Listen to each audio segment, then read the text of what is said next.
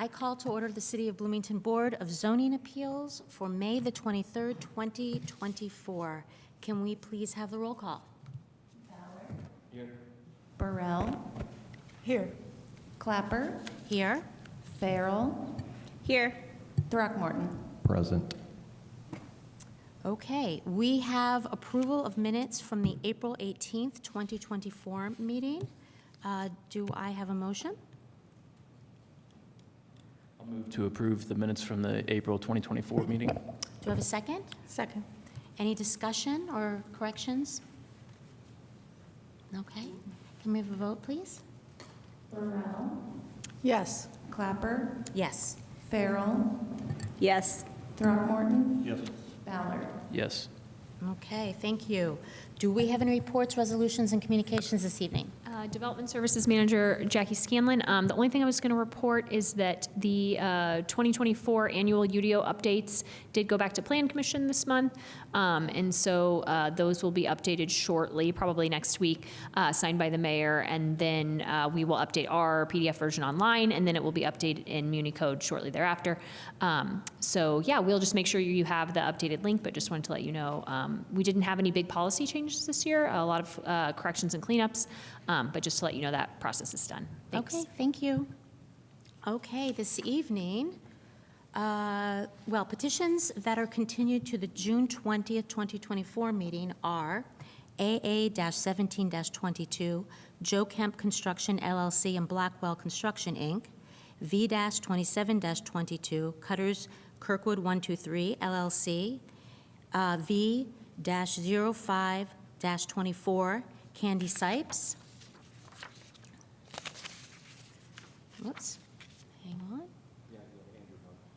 Here we go. V-08-24, Andrew Huck.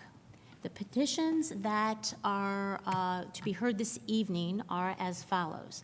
V-10-24, Ruby Creek Homes. V-13-24, Ruby Creek Homes.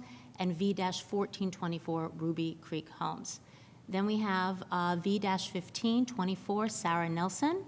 V-16-24, BPO Elks, number 446. And then finally, CU-17-24, Bloomington Builders LLC and Latitude 39 North Properties LLC. And we are ready to hear our first petition, which is V-10-24, Ruby Creek Homes. Could we please have the staff report? I'm sorry, I accidentally turned off all the TVs. I'm trying to fix that just a sec.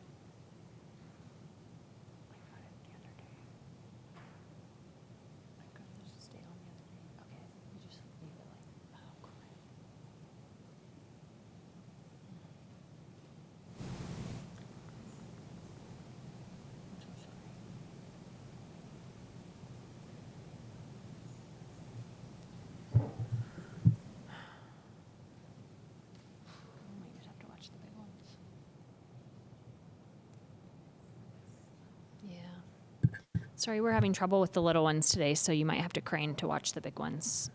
Oh, there you go. Thank you.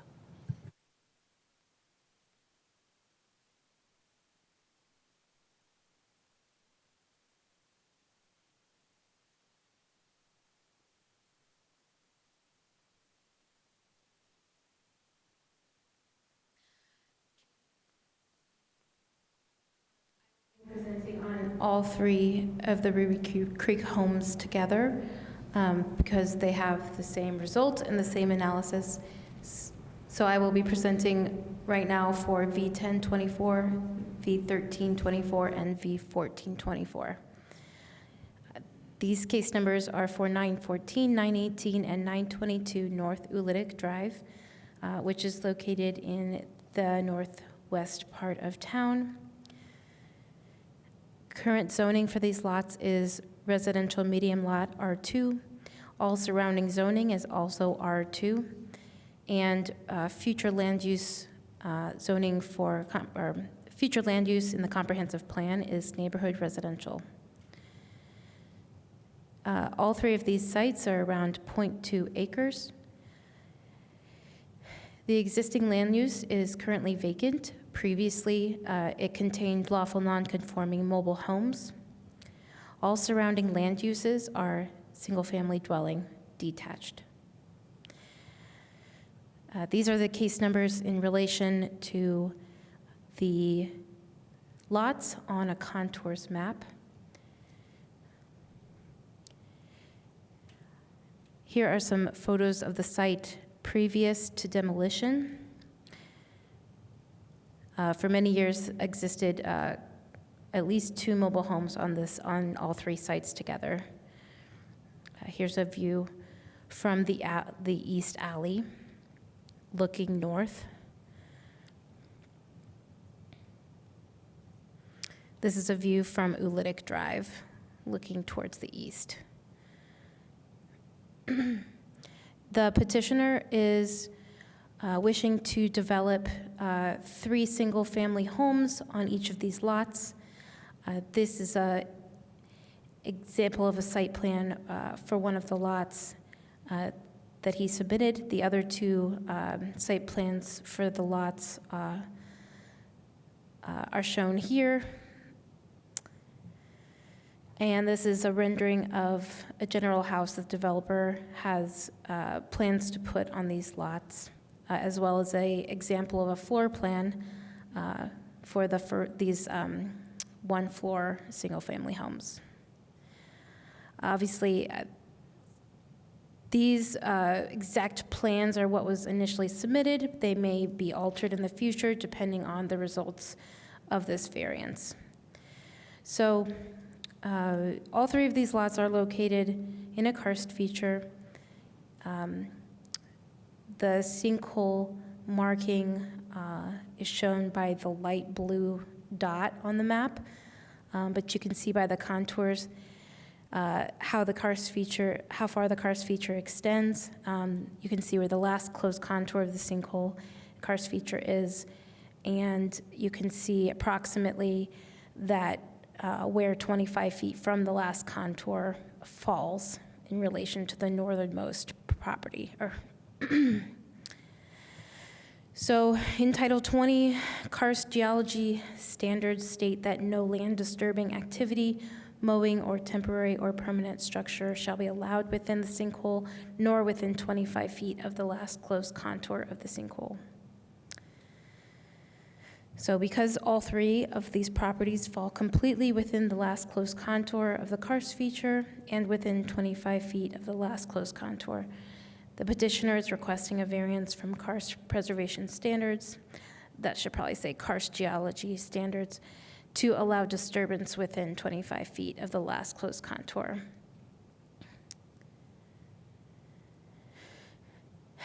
So criteria and findings. We found that a number of structures have existed in and around this karst feature for many years. I guess I forgot to mention that the petitioner had a geotechnical report completed by the company called Pioneer. That is included in the packet. So a number of structures have existed in and around this karst feature for many years with no collapse. Proper testing and restoration of the site will be required before building construction is allowed, per the recommendations in the geotechnical report that was submitted.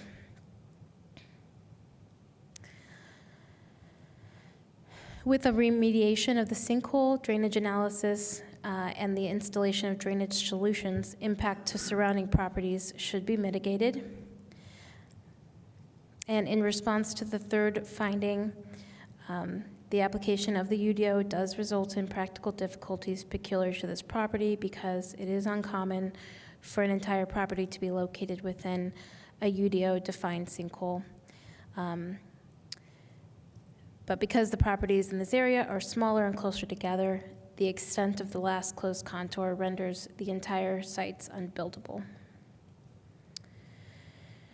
The department recommends that the BZA adopt the proposed findings and approve V1024, V1324, and V1424 with the following conditions: that implementation of sinkhole remediation as outlined in the attached geotechnical report is required for all properties before any building approvals are issued.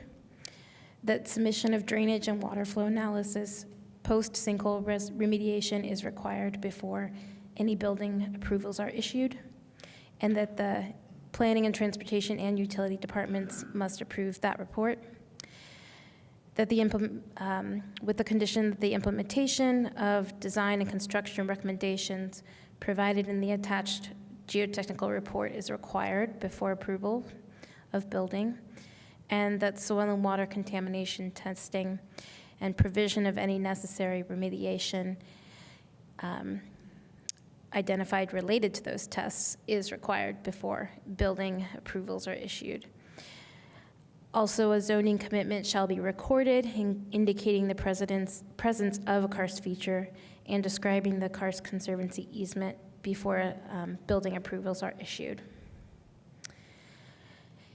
And for each individual site, for V1024, 914 Ulitic, development of the lot is limited to the east half of the lot beyond the 876 contour line. For V1324, 918 North Ulitic, development of the lot is limited to the east half of the lot to maximize the area of land present between development and the lowest point in the area. And for V1424, 922 North Ulitic, because the area close to the last closed contour of the sinkhole has created obvious steeper slopes on the site, over time, construction of the home should occur south of the 878 contour line. Thank you.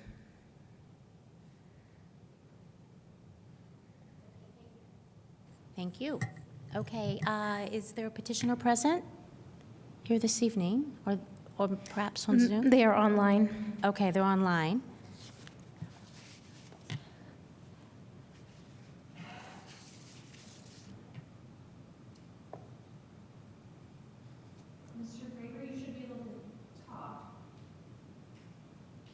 Mr. Graber, are you there?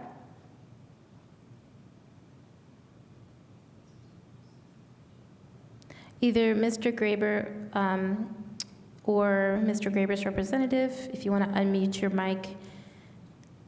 Okay. And then Barry will swear you in. Who?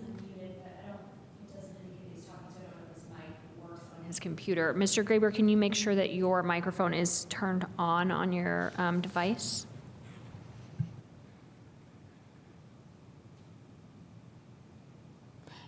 Is there someone else representing him as well?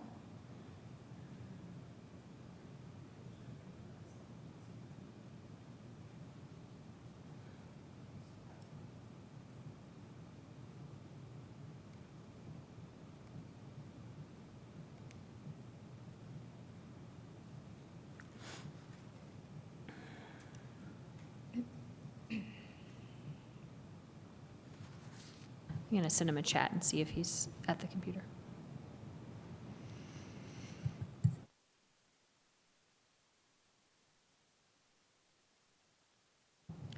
Yeah, is there someone else online who's here to speak on behalf of Mr. Graber? If so, you can send a message to the host or raise your virtual hand so that we know who to contact. I sent a message to Mr. Graber, but he did not respond.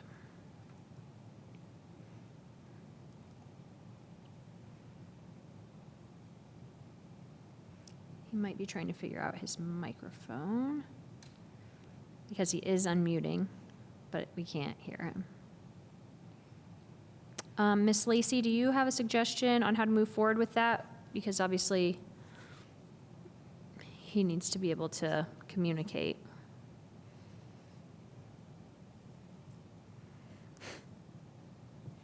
Can anyone hear us? Yeah. I think what you're going to have to do is hold this petition. You could hold it for the meeting to see if the petitioner is able to access their microphone, or it may need to be continued to a subsequent meeting when the petitioner has the opportunity to present their case. Okay, thank you. Yeah, I think the rules indicate that it goes to the end of the agenda, and then in the case where the petitioner isn't here, where, I mean, obviously he's in the Zoom, but we aren't able to communicate with him. Okay. So we don't have to, there's no action, we just Ms. move on Lacy, to I don't the- think they have to make a motion, right? I think it just automatically goes to the end of the agenda. But let me look. Sorry. It automatically goes to the end of the agenda, and then will be continued to the next proceeding. Okay, I would like to be able to send you could call in, I could send him the call-in information, but he's not responding to messages either, so I don't know if he's having some sort of technical trouble. Okay, Okay. that's a first. So then we'll be moving on to case V-15-24, Sarah Nelson. If we could have the staff report, please.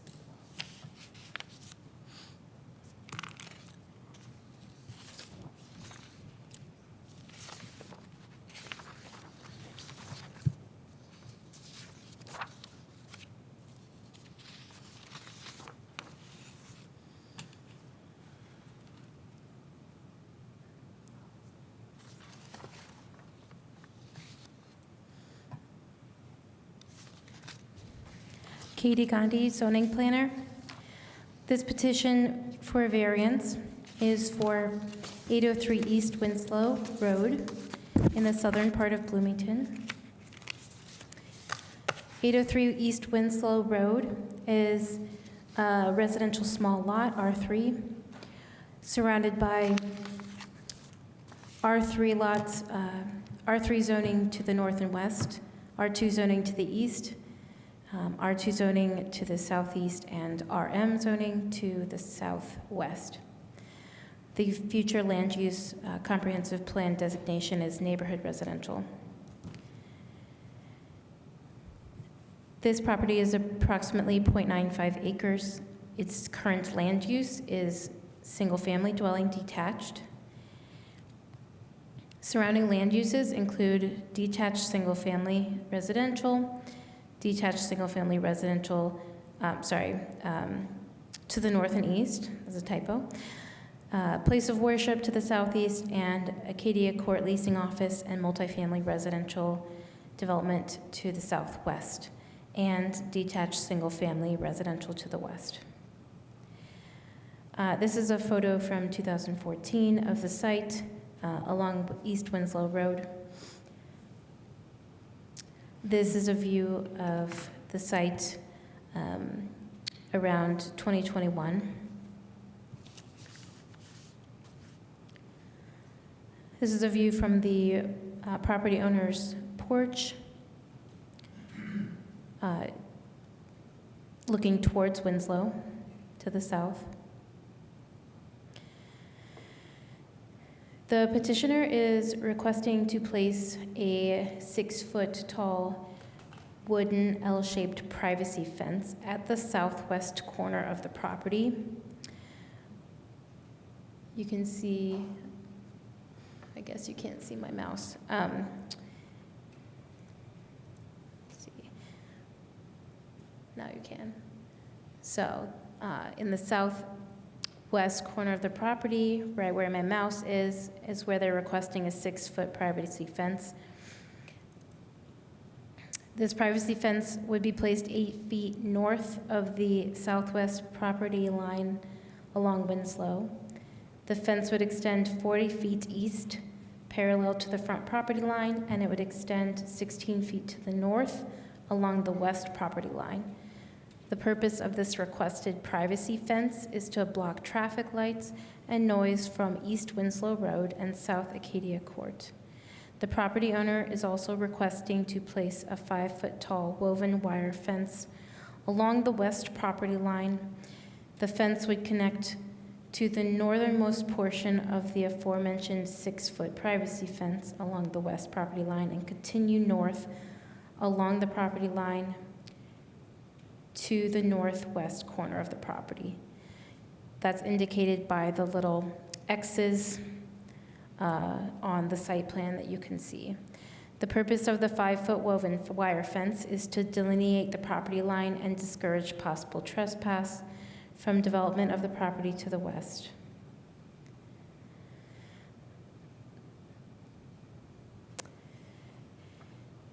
So according to Title 20 fence height standards, fences cannot exceed 4 feet in height forward of the front building wall of the primary structure, which is the space between the front property line and the front building wall. Because the proposed 6-foot wooden privacy fence in the southwest corner and roughly 46 feet of the proposed 5-foot wooden woven wire fence along the western property line would be placed in a location of the property where the UDO maximum fence height standards are 4 feet, the petitioner is requesting a variance from fence height standards.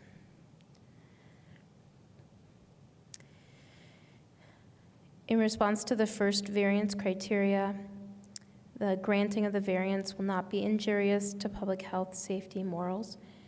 The 6-foot fence would be set 8 foot north of the multi-use path and sit below the elevation of the multi-use path. It would not interfere with or create a safety hazard for users on the path.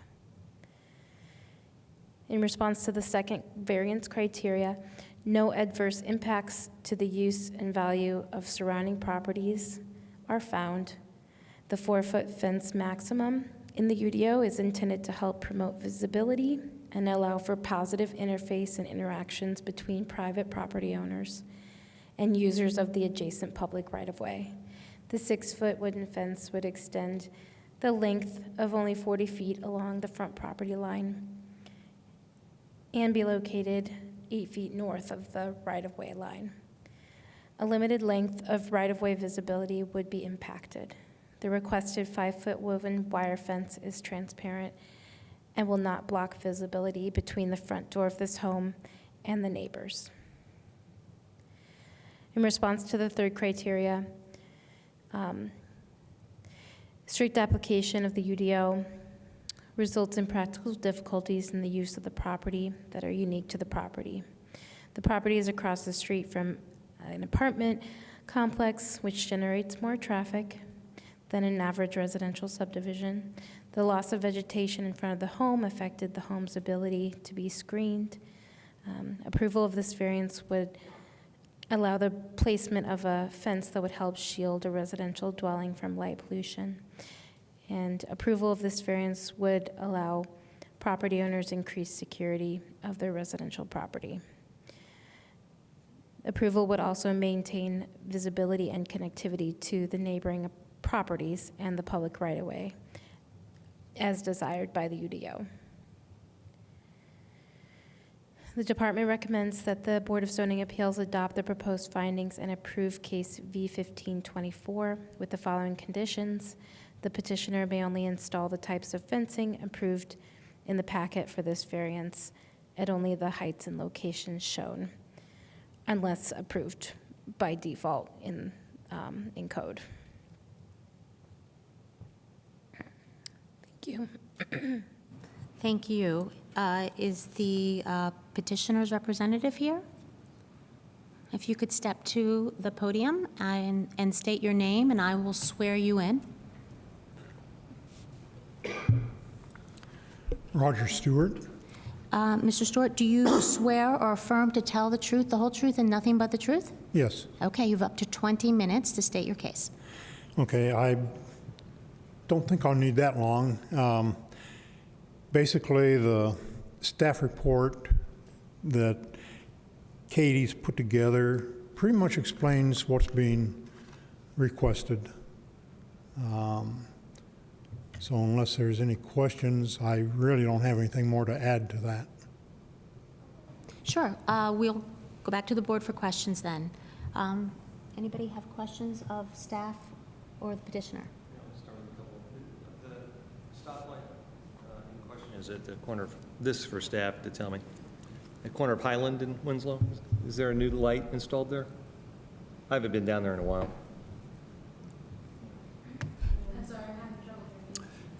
Is the stoplight located at the corner of Highland and Winslow? Is that a new stoplight there? Because I don't remember one being there before. Is that the stoplight in question? I did not mention a stoplight. Just the I'm sorry, intersection. I'm sorry, I thought I heard something about lights. Light pollution from traffic lights. Oh, traffic light. That, so when I heard traffic light, that's what I meant. That, sorry. You mean Oh, lights from yes, cars? I'm sorry, car headlights, yes. Thank you, that helps, thanks. Good clarification. Anything else? Any other questions? Any other questions? I just wanted to, I had a clarification on the site plan that you had submitted. There seemed to show 2 right-of-way lines. Was one a former right-of-way line? And then the one closer to your house is, do you mind putting that back up? Because I wasn't exactly clear. Oops.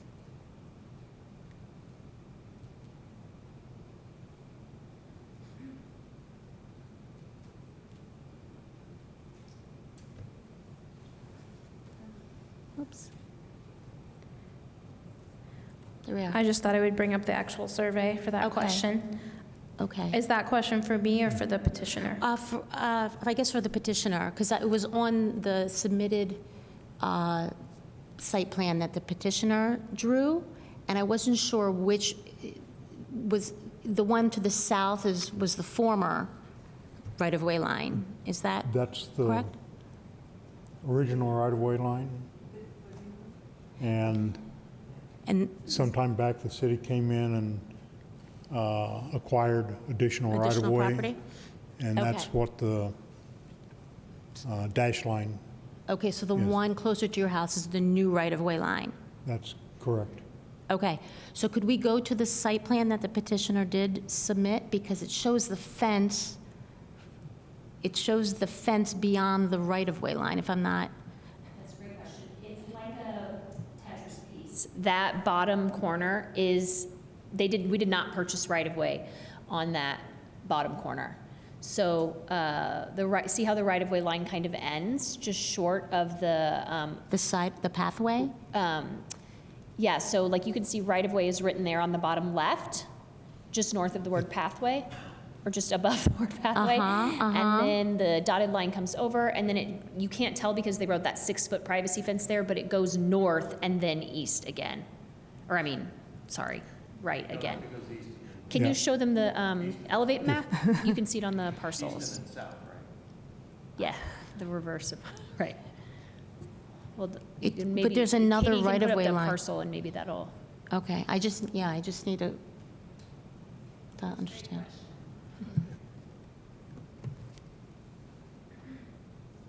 Yeah, if Right, you but can that's, go back clearly to that's that. not their property any longer because it's in the road. The path is, they don't, the public pathway is not going through their property any longer. Right, so the right-of-way line is So like back. this is their property line here that we bought back to, Right. and then it comes down and goes Ah. right behind the path. Oh, so there's a little, See, oh, you can't see it on here. I thought you could, I'm sorry. okay, so it dips down. But it's Yep. actually the reverse now, right? Oh, no. Katie, Yeah, is that if right? you can, Does it go north like that? And then it Katie, goes up and then it goes over. Right? Okay, so part of their property does abut the back side of the pathway. That's what I just want to confirm. Because it looks, not knowing that, it looks like the fence is over the property line. So I just want to confirm You are that correct, it's not. yeah. Okay, so Yeah, everybody's on the same page. that, where the line comes up from the road and then goes to the west and then goes north, And then goes north, okay. yeah, that was half of a previous parcel that had been split, and half of that was merged with their property and half was merged with the house to the west. Okay, And that's why there's that jog. okay. Okay. So, Do- I'm sorry, Yeah, no, I just want to make sure that we're clear. It's okay? Yeah? It's a little odd. It's odd, and it's also odd that it's not in Elevate yet, but it kind of maybe doesn't matter so much for the for the question, because they're not asking to put the fence in a right-of-way that we're unsure about. They're asking to put the fence in that little jutting out portion. As long as they own it. Yes. That's fine. They own it either way, whether or not the right-of-way was acquired or not. Okay, The proposed location of the fence is 8 feet north of where the concrete right-of-way markers along that pathway is. okay, okay, okay. Thanks. Do you have a question, Jeff? Yeah, the question I had, this is for the petitioner, so as we're looking at this, so it's in that little L area that we were just talking about, that's where the 6-foot wooden fence is going to go, that you want, correct? That is correct. And then as you go north along the western boundary, you wanted to move to a woven 5-foot fence? That's correct. So what? Oh, excuse me, if you would like to say something, you just have to. Sorry, no, go to just, the I think he's going to podium. answer it. This is a pretty simple Yeah, question, so. the L shape is the proposed 6-foot wooden Right. fence, and from their north to their northwest property corner would be the 5-foot woven wire fence. So what I'm trying to understand is, that's pretty much a see-through fence. Correct. So what's the rationale for giving a variance for the 4-foot if it's see-through? Why is the city, what's the rationale that you need it to be 5 feet rather than within code? Is there a You're talking particular? about the I'm talking about the 5-foot woven. Oh, the 5-foot woven rather than a 4-foot Was there a particular woven. reason you needed it higher? Basically, to keep deer and potential trespassing out. We don't know what the development to the west is going to end up being. And when we owned that property before selling it, when my parents owned it, to the west of the house on the next door property, in that wooded area, we found clothing and stuff in there where people have come in for whether they were camping or doing whatever. They've been trespassing on that property before we put the woven wire fence up along the roadway. So this is mainly to make it more difficult for anybody to trespass onto their property. Okay. And so for the city then, since you are recommending that we accept that portion of the variance, 5 feet instead of 4 feet, what was the rationale for the particular difficulty for that? I mean, a preference is different than a reason for us to provide that variance. I'm just curious as to what the rationale is. The rationale was more surrounding the intention of a 4-foot fence, which is to maintain visibility, and because woven wire fence won't be blocking visibility between neighbors. That was the rationale for approval. Okay. The only reason it was something I wanted to ask about is because you're seeing through the fence anyway, so it's complete visibility. And so, and the difference between 1 foot, there needs to be, in my opinion, there has to be a particular difficulty, a peculiar instance for us to, vary that. I mean, I understand the wooden fence portion, but the wire portion, that doesn't make sense that the city would recommend that we provide a variance for that, just because you can see through it.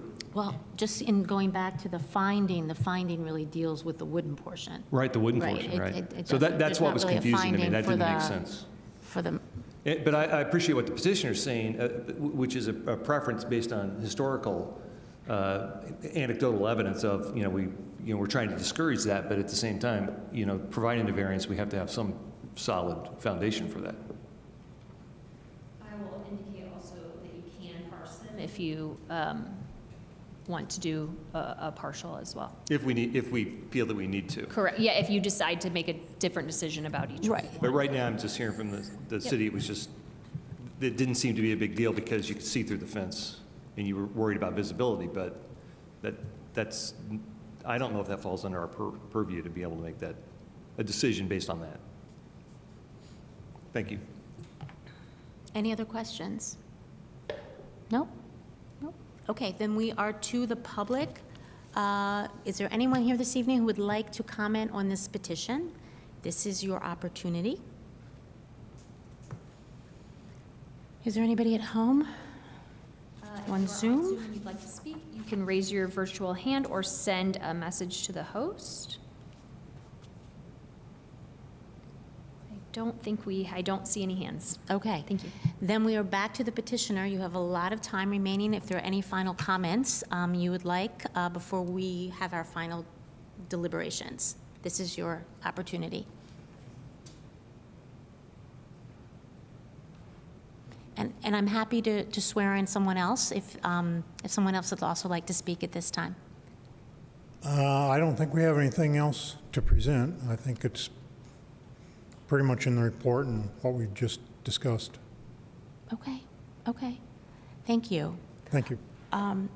Okay, so I have some follow-up questions based on the comment that Joe made. So the petitioner could do a taller fence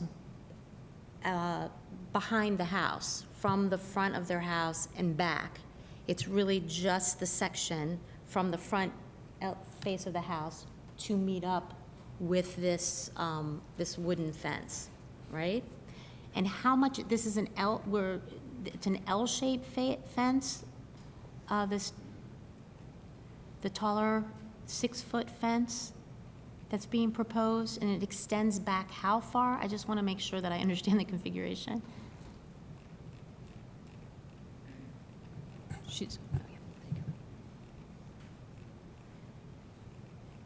Yes, I'll share it, but the Yeah. proposal is that it would extend 40 feet east, parallel to the front property line, and 16 feet to the north along the western property line. Okay, okay. And that sets well out in front of their house. It's more than 16 feet. Okay. Yes. Just wanted to see what that, Interesting question. So what would be the distance between where the 6-foot fence would end and the corner of the house? That's what we don't know, right? yeah. So there would be a section where if we weren't to give them a variance for the wire portion, it could only be 4 feet, and then it could pop Go up. back up. Yeah. But they couldn't put a wooden fence, though. You'd have to- So how specific is the variance in terms of the length? I don't know, are we tied to the exact configuration that's been submitted? Is the language, I'm going to look at your condition of approval. Yeah.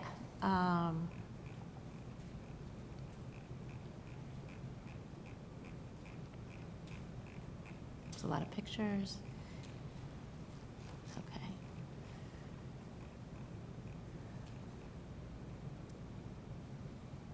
Okay, so it is limited to the, Petitioners may only install the types of fencing approved in the packet for this variance and only at the heights and locations shown.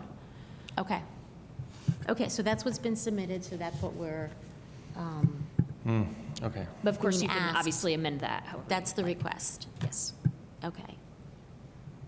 But that can be modified. It could be. It can be I guess- modified. I guess Yes, it can be, yeah. It can be. I see where you're going, which is, I mean, if it was wooden fence, and they could go back to 6 foot as it meets the house line, so you're gonna go from a 6 foot to a 4 foot to 6 foot, to me, that's a whole lot easier to justify Just- a variance, because You don't wanna- it's a very awkward and peculiar thing, because we are granting the variance on the front side due to the elevation and everything else, and then to have the homeowners have that cut that goes down to 4 and then back up to 6. So to me, the wording of a petition like that is a whole lot easier, plus probably is more in line with what it sounds to me that the petitioner is asking for, which is that ability to discourage trespass. Right. Does that make sense? I think It sounded like that where you were does. going with it. But I think we need to add to the proposed finding to stipulate something about the peculiar condition and hardship. Yeah. But what I don't like is I don't like going from a wood fence to a completely see-through fence that has a variance, because that variance is useless for that. It's see-through. Right. You're saying that it's not necessary for a variance is not necessary for the see-through side? Yeah, I'm saying that because there's no foundation for that. If you have a fence that's completely see-through, it's not effectively doing what the petitioner's saying that they're doing it for, which is for privacy and protection against trespass, et cetera, okay? And I don't think that the city has the ability to recommend approval of a variance for something that there's no peculiar circumstance. Yeah, For the that. peculiar circumstances, protection, correct? They don't want people to trespass. For me, I would No. go, so where I'm going with this is, if it was a wood fence all the way back, we're going to grant a 6-foot, if we do, for that front side to mitigate the traffic lights, or some people, car lights, okay, car lights, the pollution, the light. So if we're gonna do that, to me, there's only two choices. One, it has to be a 4-foot wire fence all the way, or they have the ability to build a 6-foot as it corresponds to the house property, the house line offset, right?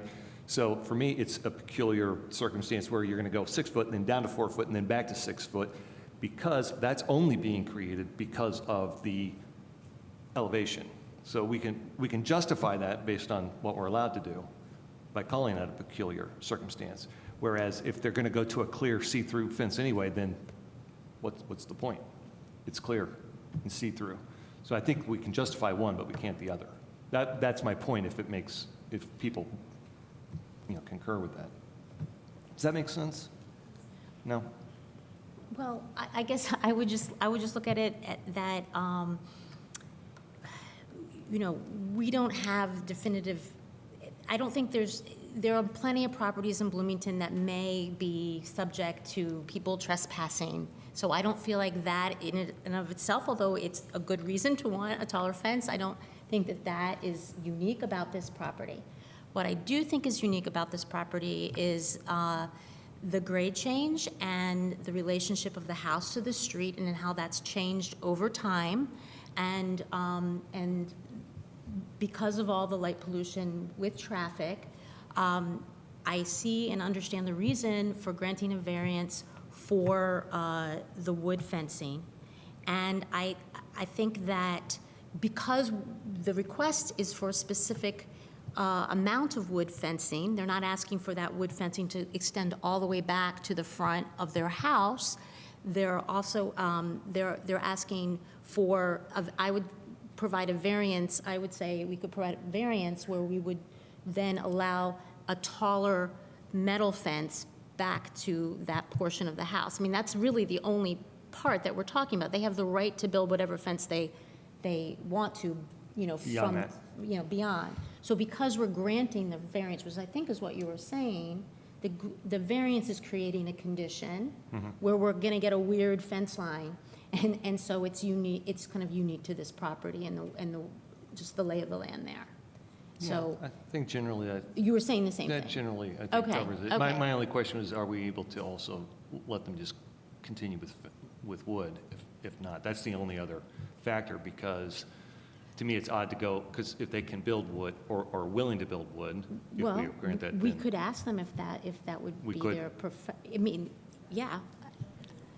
Although I think that we would want to minimize the amount of opaque fence okay, forward of the house, because that's kind of what the, variances, Yeah. I mean, the code is for, right? yeah. And so I would go with what they've submitted. Okay, Yeah. I understand. Any further? Okay. I just want to clarify something. Somebody mentioned going from 6-foot fence to 4-foot back to 6-foot. It's just going from 6 foot down to 5 foot. To 5 foot, Yeah. right. So it would be a foot. It wouldn't be a 4. That's if we grant the variance. Right. Yeah. Right, Right. and so it goes back to my point of, if it's a see-through, then we go back to the original argument. If it's a see-through, then I can't see the reason for us approving it. That was kind of where we were going with it, so, but, Barry summarized it well. so. Wait, but, wait, okay, I think I understand what you're saying. Yeah, all I was saying is that if we're going to grant a variance of a 5-foot see-through fence, I don't see how we're able to do that because to me, it doesn't do anything because you're seeing through it, so there's no privacy, and I don't see how 1 foot is a deterrence, okay? And I don't think that the grade variation is rational enough for that.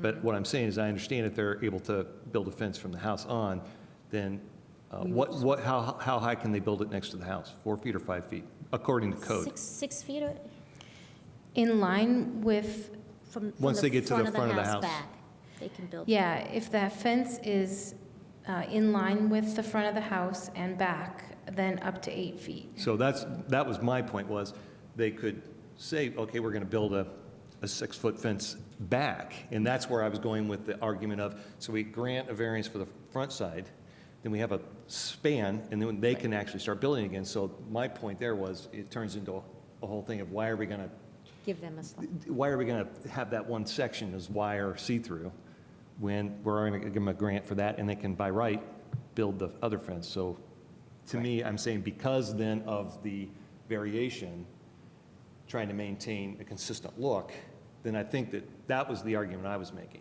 Right. All right, but I have no problem if it goes back to build a 5-foot connector, whatever. Yeah. Okay? Which still requires a variance. Exactly. Right. Okay, people. I was looking at it kind of from the homeowner's standpoint of It's, yeah, so anybody else, everybody clear? Yes. Okay, so can we add some language to the, well, first of all, I think we need to have a motion. Is anybody ready to make a motion? Well, I mean, we can make a motion and then attack the language, right? Yeah. Okay, so I'll go ahead then and move for the approval of the variance B-15-24, and this is also a part of it, right? / variance -224040032, correct?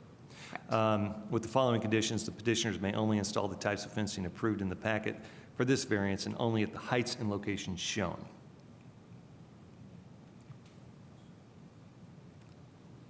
Did I miss something? Second. Okay, great. Any further, anybody want to add anything to the proposed finding number 3? It's been in place for 10 years. Placement.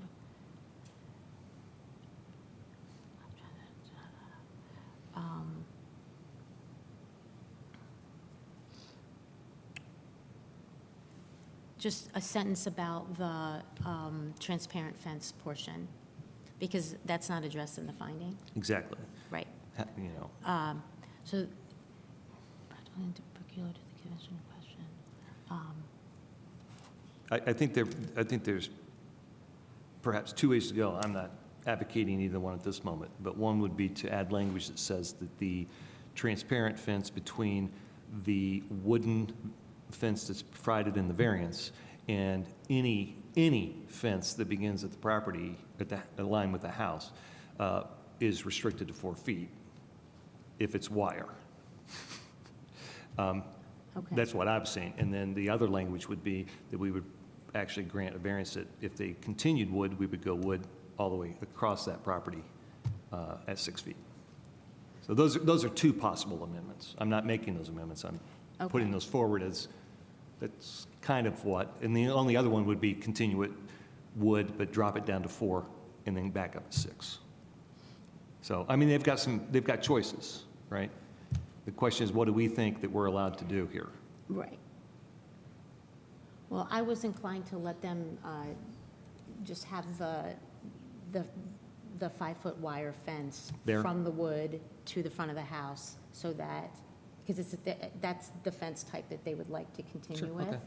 So, So do we would need to add that then to the language? Because I think we would need to, because we'd be granting a variance for that, right? that is a variance, but I thought that was part of the actual proposal. It is, but the proposed finding didn't really deal, it provided a finding just for the wooden portion.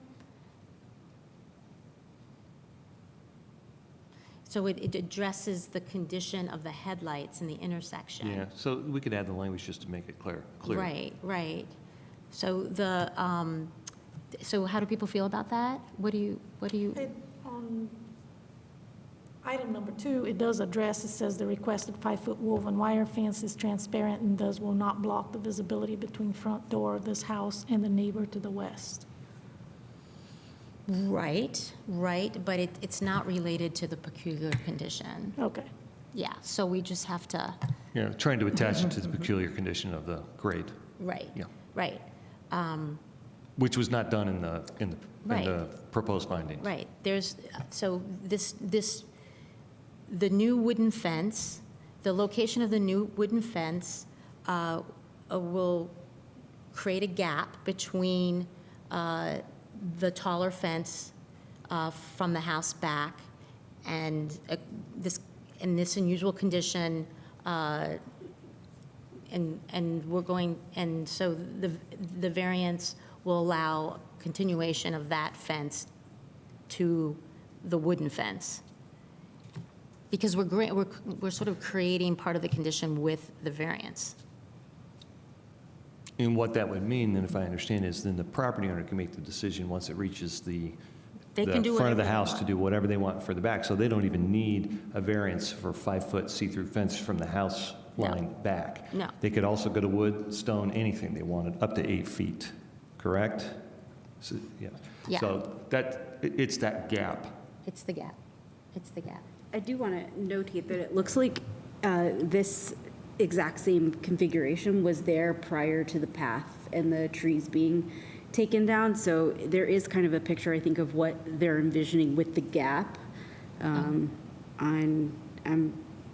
page 189. What page? 189. 189? And I think that's the gap. I think I mean, correct me if I'm wrong, but I think that what they're wanting is basically to just put that back in like it was before. Was 189, is that from the actual property, or was just a sample that was shot anywhere? To the petitioner, was that from the petitioner or from the city? that It was, did I this think it was photo? from the petitioner. So on that photo of the fence that went between the wire to the wood, that was, and it says, an example demonstrating of how the wooden privacy fence will connect to the wooden, was that an existing fence that was there before? Or was this just a picture from somewhere? This is, that picture is down at our parents' house, and it is the proposed connection between the wooden privacy fence and the 5-foot woven wire fence. Okay, thank you. Okay. So we're clear. So granting the petition, this variance creates a gap. So you're adding to finding 3, right? Yes. Okay, so I wrote, the location of the newly approved wooden privacy fence will create a height gap between the taller fence allowance, area from the house back and from the house back, I'm sorry, I tried to write while you were talking, and the new location. And the variance will allow continuation of the fence behind the house that can be taller. I'm so sorry. That's I'm okay. going to put it on the screen. Okay. Okay.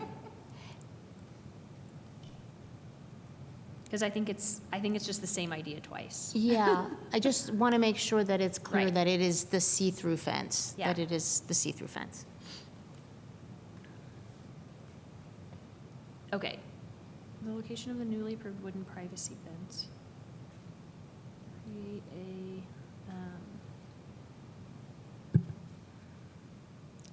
I'm trying to. Unique height gap between the taller fence, answer from the height back.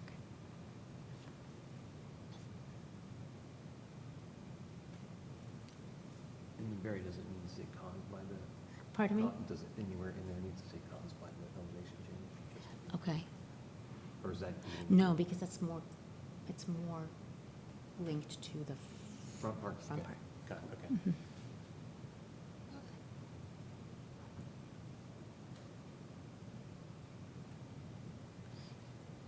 Okay.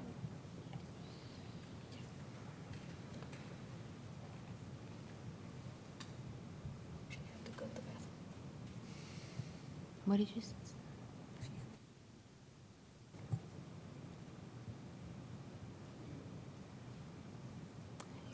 So, granting of the variance for the, let's call it the woven wire fence.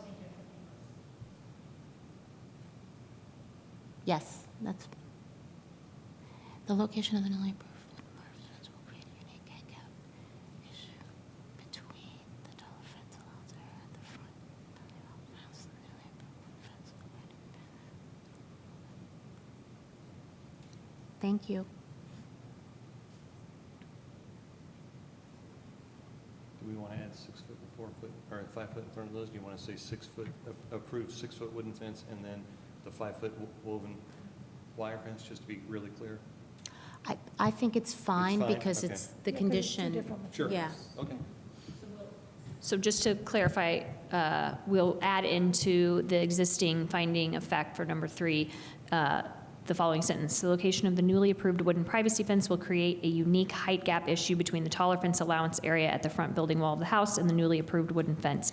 Granting of the variance for the woven wire fence will allow consistency in the height of the fence from the front building wall of the house to the new privacy fence at the right-of-way. Great. Okay?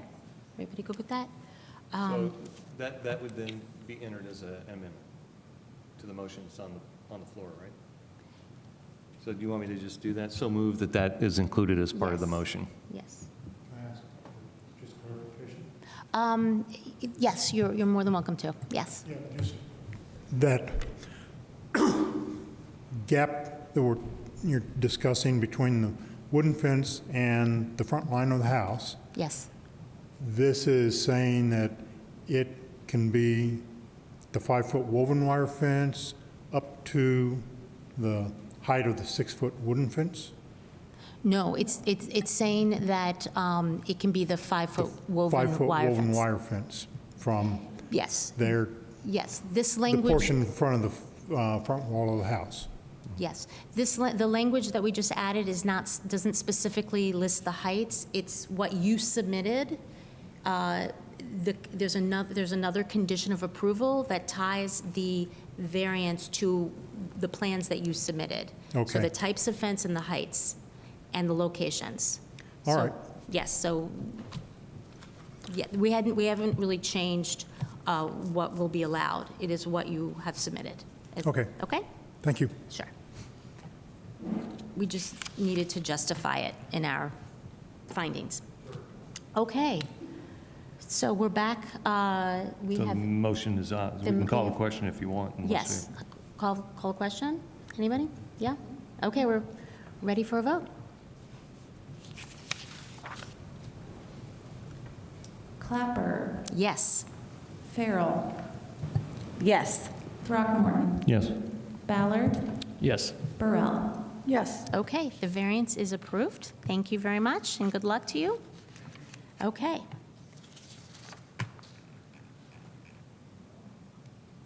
Get back.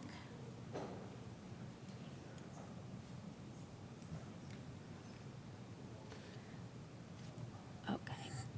We are now on to V-16-24 BPO Elks, number 446. Staff report, please. Thank you. So this is Eric Grulich, Senior Zoning Planner with the City of Bloomington Planning and Transportation Department, here to present this petition for Bloomington Lodge 446, Benevolent Protective Order of the Elks. This is for a property on North Walnut Street. The petitioners are here tonight to request a variance from front yard building setback requirements in order to allow for existing flagpoles to be legitimized for a property in the mixed-use downtown within the downtown core overlay district. So as I mentioned, this property is located at 400 North Walnut Street at the northeast corner of Walnut and 9th Street, and has been developed with the social service oriented use, the Benevolent Order of the Elks, where they hold various meetings and gatherings. And so the petitioner would like or did construct several flag poles at the southwest corner of the property that you can see here in this exhibit with a concrete pad. There was a previous flag in this area that had been there for a long time and was very dilapidated. So the petitioners came forward to redevelop that with some new flag poles. And unfortunately, some of the flags that were installed do not meet the 12-foot setback requirement that is in the UDO for flagpoles. Specifically, the 2 flags that are on the east side of the site adjacent to Walnut Street, and 2 of the flags on the north side of the site adjacent to 7th Street. They are located approximately 7 feet and 11 feet from the adjacent property lines. And as I mentioned, there is a 12-foot setback requirement in the UDO for flagpoles. So the petitioners are here to request a variance in order to allow for 4 out of the 9 flagpoles to be legitimized. As there are the 3 criteria that are required to be evaluated for variance criterias, we did not find any injuries to the public health, safety, morals, or general welfare as a result of the location of the flagpoles.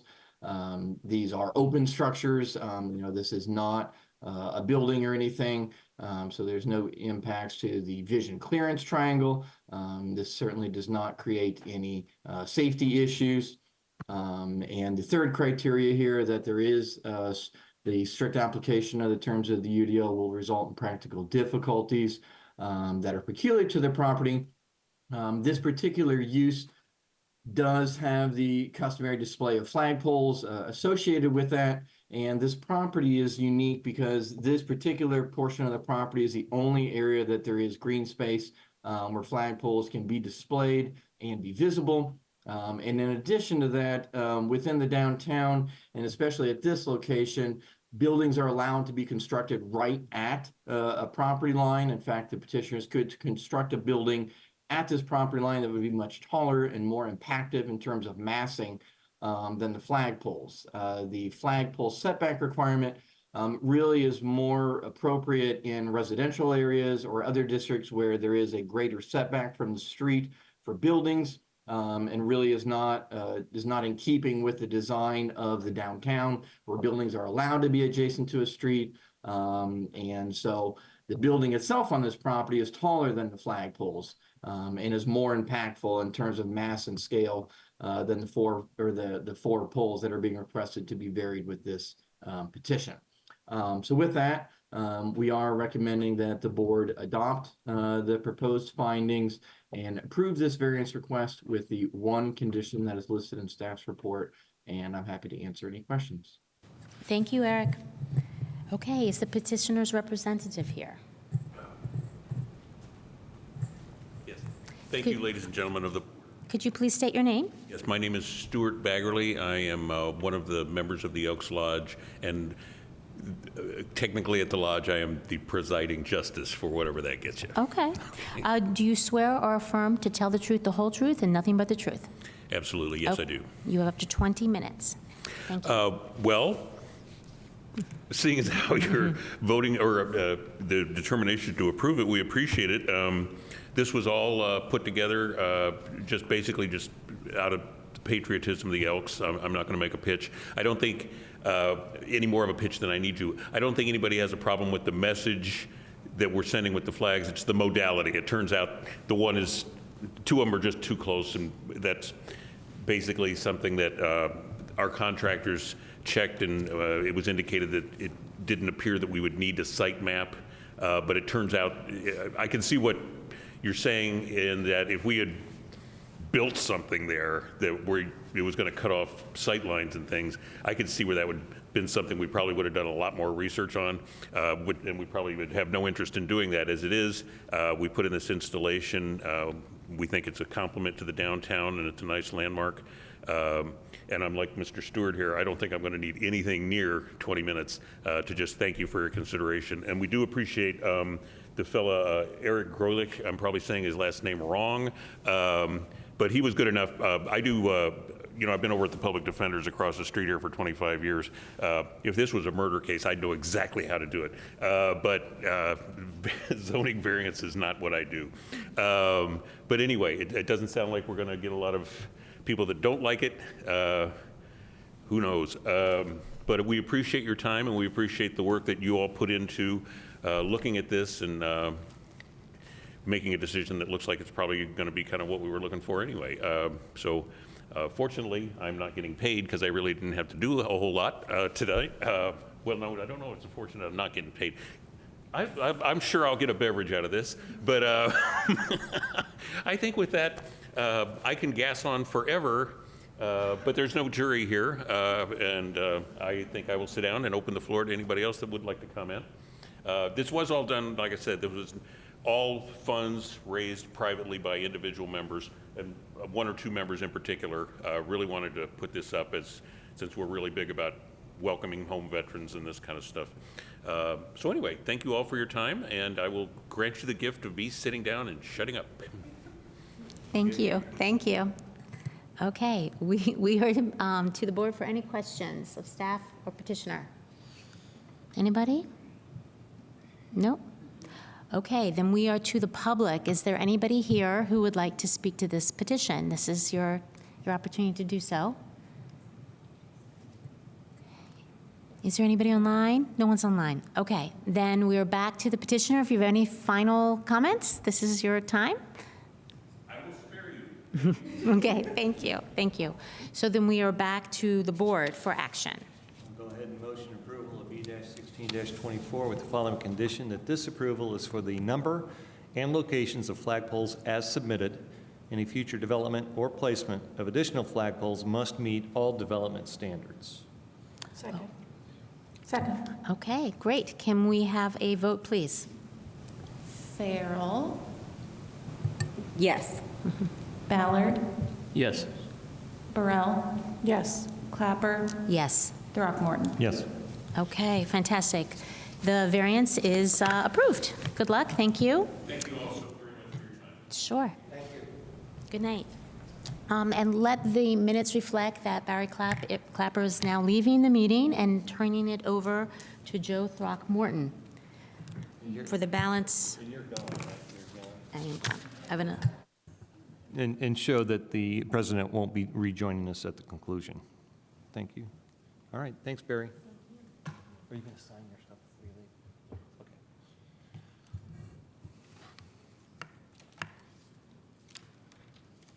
So Barry's going to come over and sign the petitions, so we can get that before she leaves. Can we have those ready, please?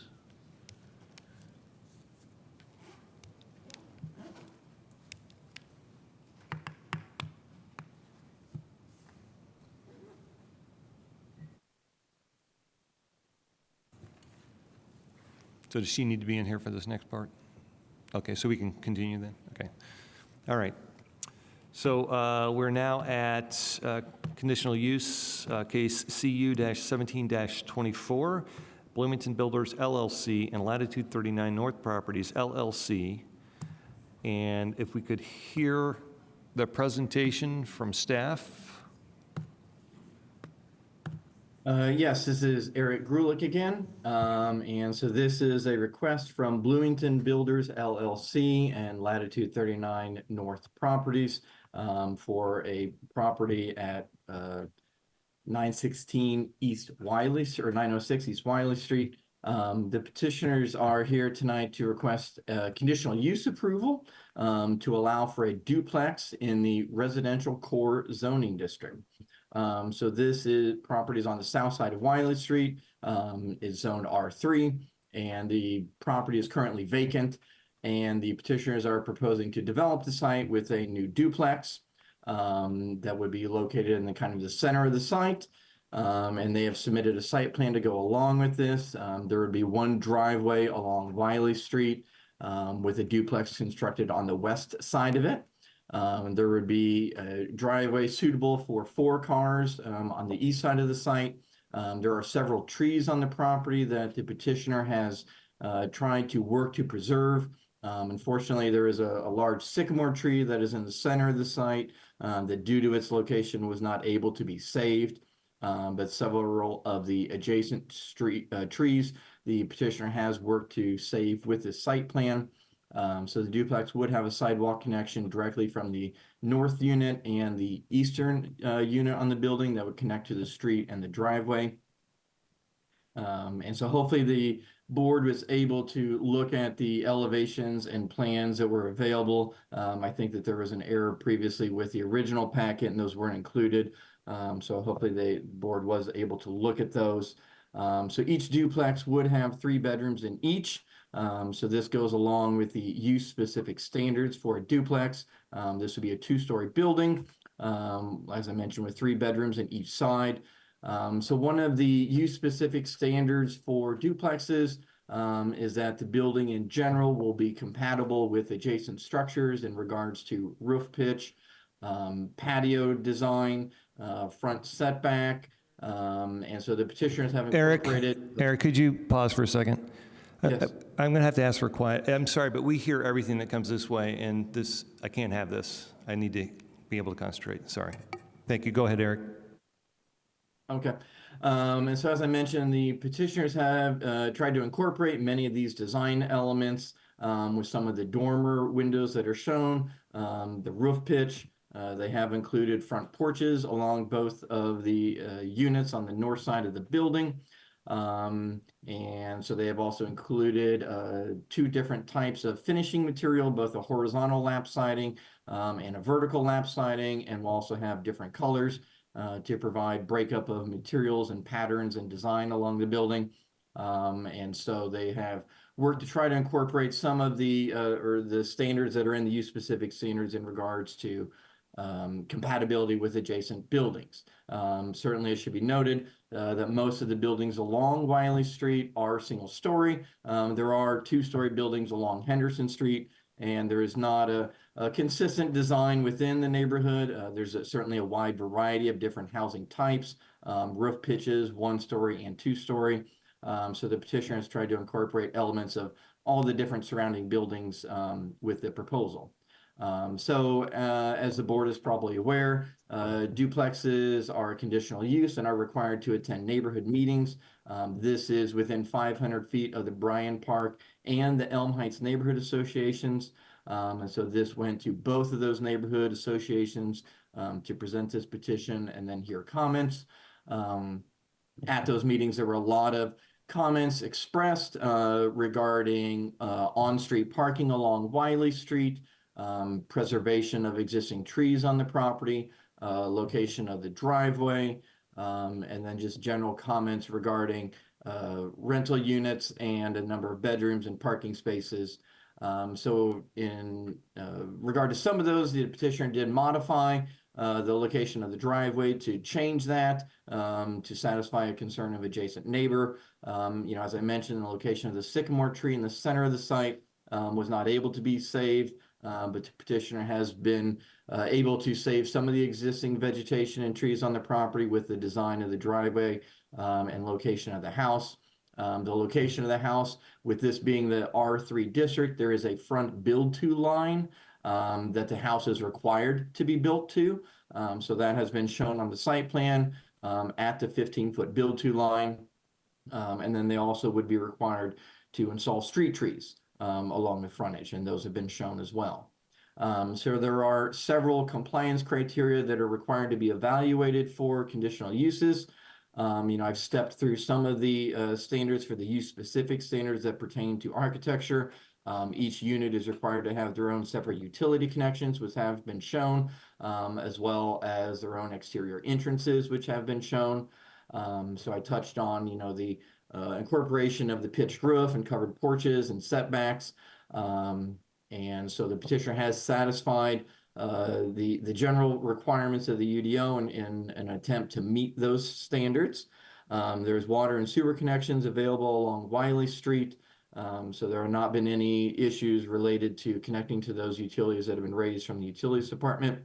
So the comprehensive plan designates this as mixed urban residential, and the incorporation of duplexes is something that promotes a lot of the goals within the comprehensive plan in regards to utilization of property, incorporating additional dwelling units within the developed area within the community. And so this furthers a lot of the goals within the comprehensive plan.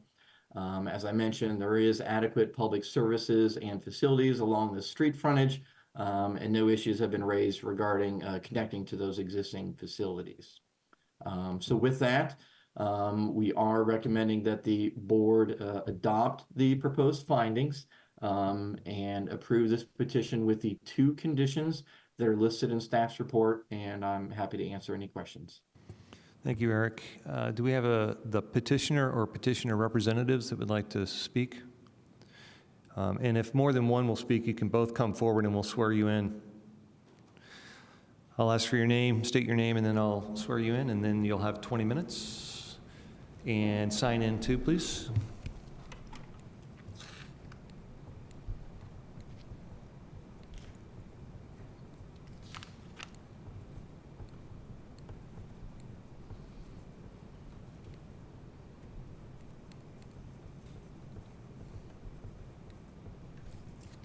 Thank you. Your name, please?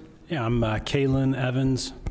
Thank you. And do you swear or affirm that the testimony you are about to give will be the truth, the whole truth, and nothing but the truth? I do. You have 20 minutes. Of the 20 minutes you do not use now, we will give that to you at the remainder of your time after we've had some action by the board. Perfect. Thank you. I don't have a lot to add. Eric, thanks for the presentation and for working through this with us the last month or so, getting this petition ready and meeting with the neighborhood associations and modifying those plans. Just a couple things to add, really that we spent a lot of time in the neighborhood trying to get a feel for the context of the neighborhood. This being a vacant lot kind of in the core of Bloomington is pretty rare. There are fewer and fewer of these, so we've attempted to be respectful of the neighborhood, but at the same time want to be able to develop the lot and build new there. So we did have neighborhood meetings with both adjacent neighborhoods, Elm Heights and Bryant Park. It was very helpful, a lot of feedback, well attended. And then we did also do an additional afternoon out at the site. We had a chance to meet with really 2 of the 3 immediately adjacent property owners to get a feel for their most important concerns, with us being direct neighbors. The sycamore tree was a big concern that came up, and we were hopeful that there might be a way to try to save that. At the end of the day, with the front setback, the build-to line, the location of that tree almost right in the middle of the lot, there's not really any orientation of a newly constructed building that meets those setback requirements that's going to allow for the preservation of that tree. We did speak to an arborist. We spoke with Bluestone Tree, the size and maturity of that tree, the drip line of it, any disturbance to the ground, even if we attempted to save the tree short term, building into that root ball based on the size of the tree was what they thought was going to be a problem to try to save that. So another component that came out of some of those meetings is just a broader look at vegetation and not only preservation but also elimination of some of the invasive species in the area. So we incorporated that into our petitioner statement that we want to preserve everything we can, but at the same time, if we're in there working, if there's stuff that's problematic, if we have invasives that are not permitted now by the UDO, we can go ahead and take some of that out. So there is some honeysuckle along the south borderline that I think we can get most if not all of that out. There's a large ash tree, dead ash tree in the on the southeast portion of the east property line that now that we've had it staked, it is definitely within our property line, and we can get that dead tree out of there. And then there's also some dead vegetation up at the street front. So we want to preserve what we can, but also if there's stuff that's a danger in there, that's a danger to the neighbor's property or the future development here, let's go ahead and get that stuff out of there and try to clean this up. So we're committed to that. A few other points then that came out of some of the feedback from the neighborhood meeting, the location of the house and the driveway. We had initially proposed the driveway would actually be on the western side of the lot, and the adjacent property owners to the east and to the west were both present at the Bryant Park meeting, and they really both wanted the exact opposite. They wanted the orientation flipped so that we would put the structure on the west side and the driveway on the east side, and that was more respectful to the driveway configuration of the house to the east, and gave more privacy to the homeowner to the west, that there wouldn't be a driveway, there wouldn't be cars pulling in kind of right there up next to them. So that was a pretty easy decision. We just guessed wrong. We had it oriented one way, and if it makes both neighbors happy, we were able to flip that plan. So, and in doing so, I think that also helped us preserve another tree or two that was on the east property line. So there were some preservation wins there with the vegetation, and also made sense for both of the adjoining neighbors. So we were happy to incorporate that.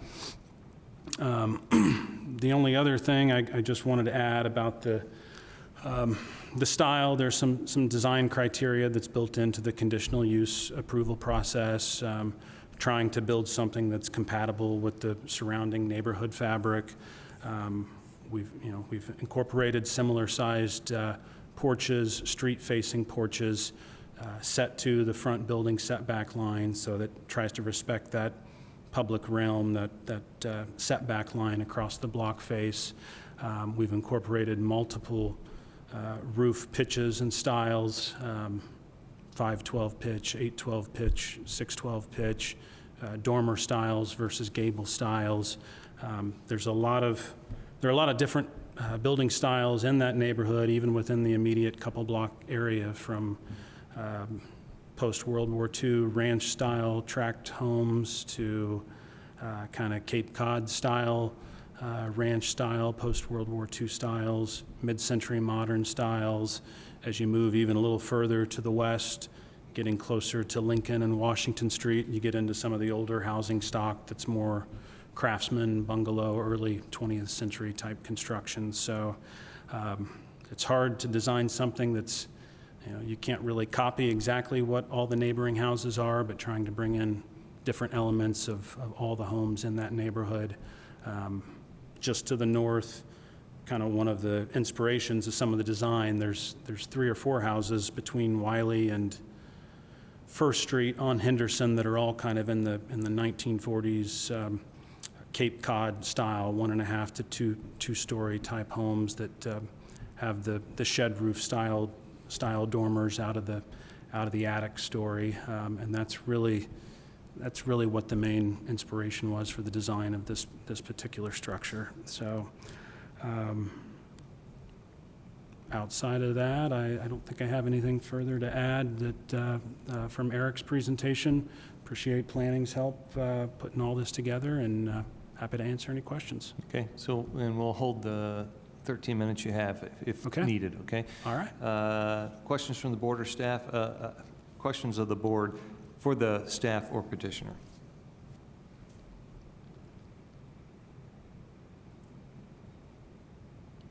The only one I have has to do with the sidewalk. I'm looking at the plan, and it says a new sidewalk on this. This will be for staff. Maybe you can look at this, Eric. Across the northern part of the property, in front of the duplex, it has new sidewalk, but it only goes in front of the house.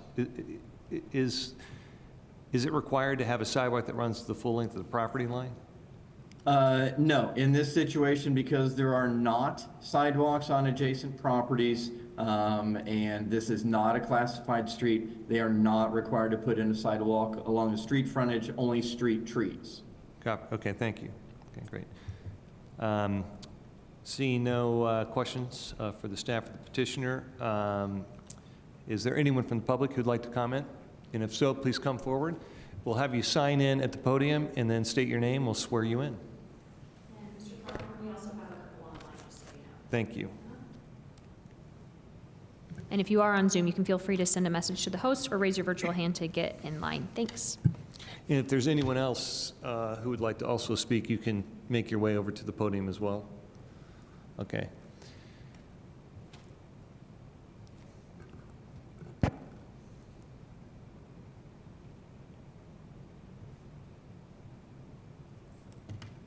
Can you state your first and last name, please?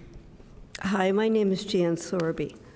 And do you swear or affirm that the testimony you're about to give is the truth, the whole truth, and nothing but the truth? I do. You have up to 5 minutes. I'm a resident of the Bryant Park neighborhood. I'm here tonight to request that you deny this conditional use permit. You might remember my letter from the packet that I provided all the photos of all the houses on the south side of Wiley. They are either small ranch or split-level houses. The proposed project ignores the entire character and integrity of Wiley Street on the south as well as the north side of the street. Bryant Park neighborhood is composed of over 700 houses, so I guess Mr. Evans had a wide variety of house styles to choose from. But that's not the purpose of the block front. The proposed design disregarded a hint of the long, flat houses found on Wiley Street.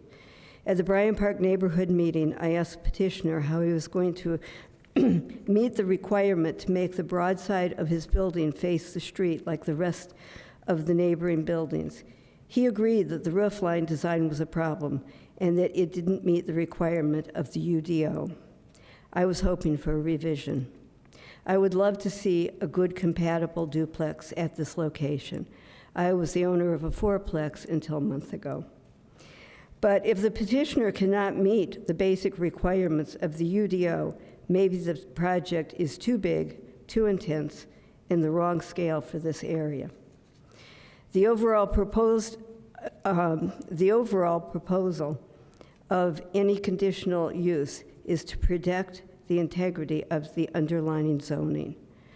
The bare-bone designs elements in the UDO were established to help define the size of the building, how it fits onto the lot, and its relationship to the rest of the street, to help ensure the project fits the lot and the street. The conditional use permit is not a political decision. It must be based solely on the standards in the ordinance itself. The applicant can either meet the standards in the ordinance for the permit or not meet the standards. There are only 4 conditions in the UDO that must be met. The ordinance uses the word shall to indicate it is a requirement. The 4 conditions are: each unit in a newly constructed duplex shall have a separate exterior facing the street exterior door. The following design elements of the duplex dwelling shall be similar in general shape, size, and design with the majority of the existing single-family dwellings on the same block face on which it's located. Pitch, roof pitch, front porch, width and depth, front building setback, and vehicle parking access. And then the third one is no duplex dwelling shall contain more than 6 bedrooms total. Each individual dwelling shall have separate utility meters. All these requirements have equal weight and must all be fulfilled to grant a conditional permit. If the petition does not meet all of these qualifications, a permit must be denied. I just have to say, I was really hoping that there would be a revision, but there was none. Thank you for your consideration. Please deny the request. Thank you. We have, my understanding, 2 additional online. Can we, We have three. Okay, so what's the name of the first? Deborah Meyerson. Are you able to hear me? Yes, I can hear you. Okay. State your name, please. I'm Deborah Meyerson. And do you swear or affirm that the testimony you're about to give will be the truth, the whole truth, and nothing but the truth? I do. Then you have up to 5 minutes to speak. Thank you. My name is Deborah Meyerson. I'm a resident of Elm Heights. I was not able to get to the Elm Heights neighborhood meeting on this, but I am here tonight to strongly encourage approval of this petition. I'm super excited to have a duplex in what I consider Elm Heights and Bryant Park to be high resource neighborhoods that are close to transit, schools, jobs, parks. And I think it's terrific to have housing for two households instead of just one. And it seems to me by my reading of the UDO that the plan has met the conditional needs that are proposed. And I would love to see this duplex in this zoning district. I think it complies with not only the UDO, but the City of Bloomington's comprehensive plan and the mixed urban residential goals of the R3 zoning district. And we just need to make it easier to build housing in high resource neighborhoods rather than harder.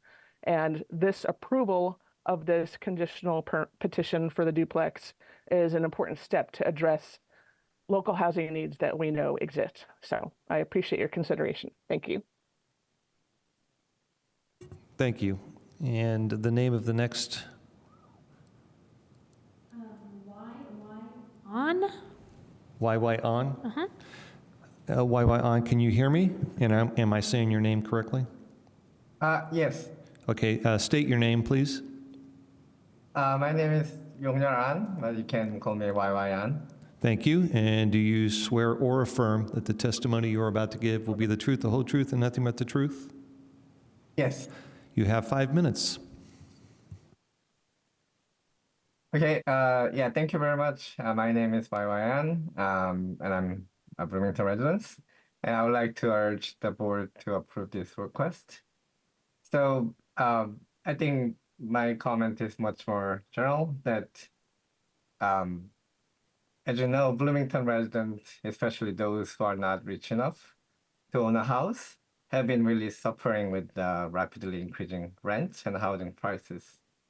And many had to move out of the city and live in a poorer condition without access to wonderful amenities that Bloomington can offer.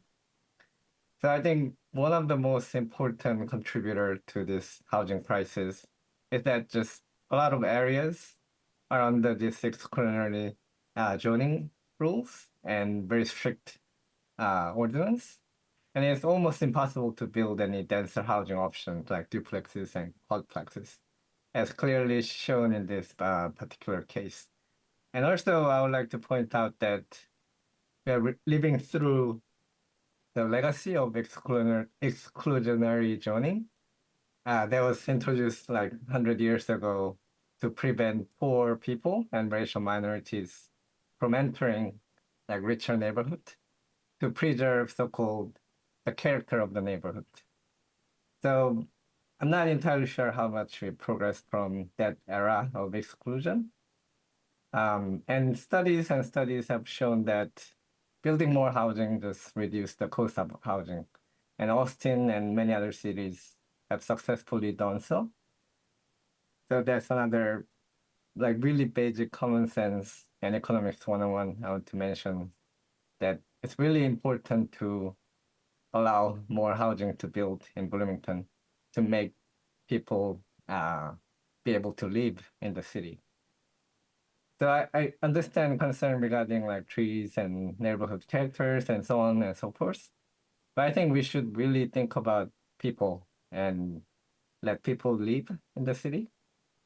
So whenever we limit the supply of housing based on this kind of really tricky rules and all these like requirements, small requirements, we are really forcing folks to compete for dwindling number of options, and this leads to higher prices, longer wait lists, and even more homelessness. And on the other hand, building more housing means like creating opportunities for people to find a place they can call home, like without sacrificing their financial security or dignity. So I think it's really time for us to recognize that the solution to our city's housing crisis isn't just about kind of building these large houses, large apartment housings at the outskirts of the city, which, by the way, will destroy many, many more trees than this one or a couple of trees we are talking about. I mean, I totally understand because I bike commute and I love all the amazing trees that I see every day in my commute. And I really do appreciate these trees. But at the same time, I like to mention that every time we save a tree by blocking denser development at the center of the city, we are destroying way more nature and other amazing trees that we don't see that's at the outskirts of the town. So I really believe that diversity is what makes our community strong, and we should be embracing the ideas of different families, culture, and lifestyle living alongside. And I think allowing this type of denser housing is really, really important. And I think it's time to rethink our notion of neighborhood charm or characters to recognize that beauty of diversity. Thank you very much. And thank you. And the next person, is there only one more? Or One more online, yes. Thank you. And the name? It's listed as Elm Heights. Elm Heights, okay. The person listed as Elm Heights, could you please give us your name? Yes, good afternoon. My name is Eric Ost. Eric, I'm sorry. And I'm currently the president of the Elm Heights Neighborhood Association. I'm sorry, give me your last name again. My last name is Ost. Okay, did you get that? O-S-T. Thank Can you hear me? Yes, okay. And do you swear or affirm that the testimony you are about to give will be the truth, the whole truth, and nothing but the truth? I do. All right, you have up to 5 minutes. All right, thank you. I appreciate the opportunity to speak with you this afternoon or this evening.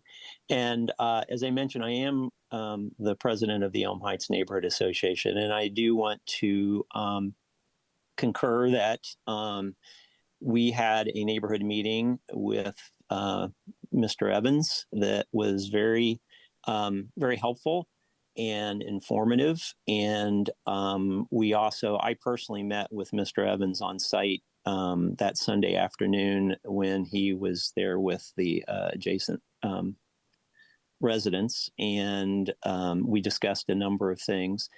And I think it's important that we provide the facility for more homes to be made available to people who live here in Bloomington. And I think that the other folks who have made comments this evening have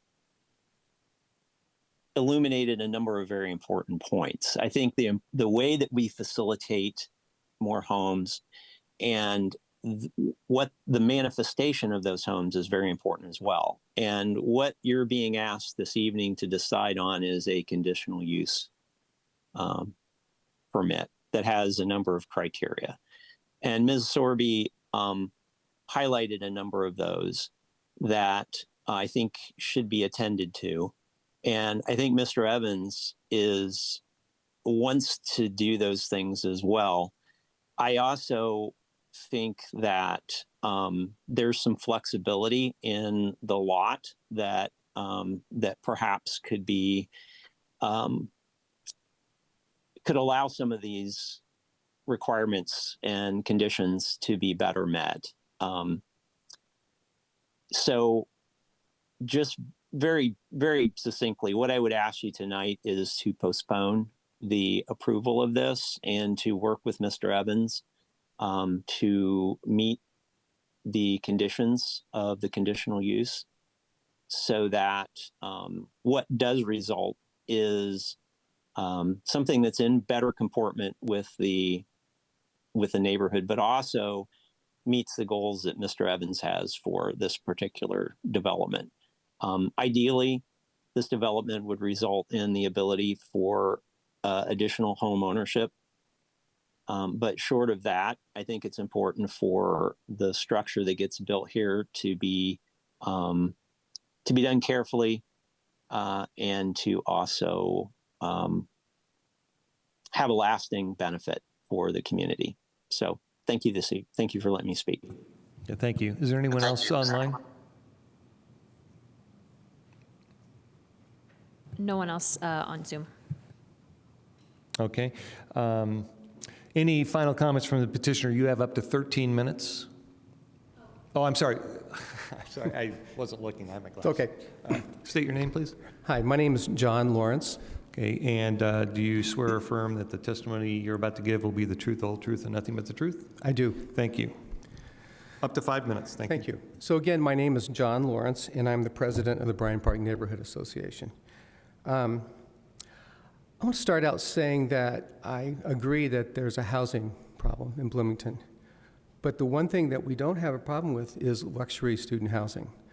We are awash in units that are renting at $1,000 a month. When Mr. Evans came to our neighborhood meeting, he started talking about how this was going to be a possibility of 2 families living in the neighborhood, but then told us that it was going to be 6 bedrooms, 6 bathrooms, and he's going to rent it for $1,000 a bedroom. So $6,000 for this building. That's not solving the housing crisis that we have in Bloomington right now. What we have, our crisis is affordable housing in neighborhoods for workforce folks. So we're simply transferring another lot into a place that's going to house students who can afford to pay this incredible amount of money.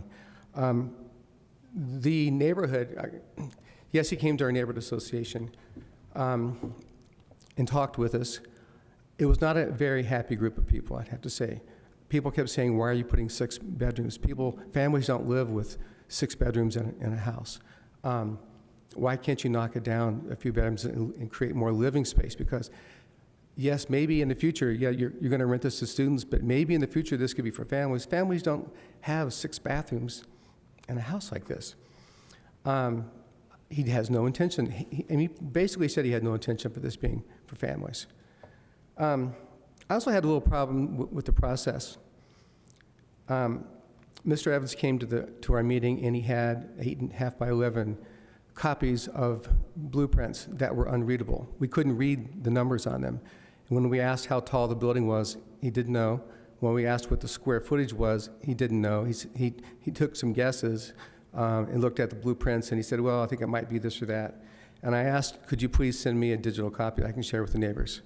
I never got it. We had a phone conversation. I asked again, and we talked about addresses of other properties that he's worked on. He said, sure. I never got it. I emailed again. I never got it. I got it this morning at 11 o'clock. Not much time to work through the problems. So yes, he did do the mandatory meeting with the neighborhood, but I can't say that our neighborhood was very happy with the presentation. And just since it hasn't been talked about a lot, if you haven't seen it, the street is about the size of this, I'm exaggerating, it's about the size of this podium. It's tiny. Cars almost can't pass each other. We're going to have a house on a street with not much parking on the property. There's almost no space for parking on the street. When you're renting a property as 6 bedrooms, you're going to have more than 6 people there. So you're going to end up with 6, 8, 10 cars, not an unlikely situation, in a very dense, tight space. So I hope that you will not approve this. Thank you very much. Thank you. I will not make the same error. Do we have anyone else from the public who would like to speak? Anyone else online, Jackie? No other speakers online. Okay. Now, we're back to the petitioner. You have the additional 13 minutes of your time left to address anything that you've heard up to this point. Thank you, appreciate it. Or provide more information. Yeah, I got a few points to make. I'll try to, made some quick notes here, just running through, trying to address some of the comments here from public comment. To Jan's point about the fabric of the neighborhood, her letter, her email, I think is part of the packet. And there are some photos there of some of the housing stock along Wiley Street. There aren't any photos of any of the housing stock on the north side of Wiley Street, or even the adjacent property right next door that it technically has a Henderson street address, but it is an adjacent owner. So I respect her thoughts entirely on trying to stick to the fabric of the neighborhood, and that really has, like I said, that's been our intention. But there is more diversity of housing stock there. There's a lot of one-story ranch style, early mid-century modern-esque that starts to incorporate even some prairie style in it. But there are two-story homes. There are three-story apartments 2 doors down on Henderson around the corner. There are two-story apartments on the same block on Henderson. Like I said, there's a lot of craftsman style as you move just a little further west. And then this Cape Cod style, it's kind of crazy. Just within that block, that Wiley to First Street, there's 4 houses, I think out of 5 or 6 in a row, that are extremely similar to the style of the design that we've put forth. It's kind of a mix between a 1.5, 2-story Cape Cod / craftsman style. So I don't think the intention of the UDO language is to force every house to look the same, even if they're, these are homes, some of them that are 1920s, 30s, 40s, 50s, or 60, 70, 80 years ago from when these were built. A diversity of style is that to me, that promotes a more diverse neighborhood, a more eclectic neighborhood.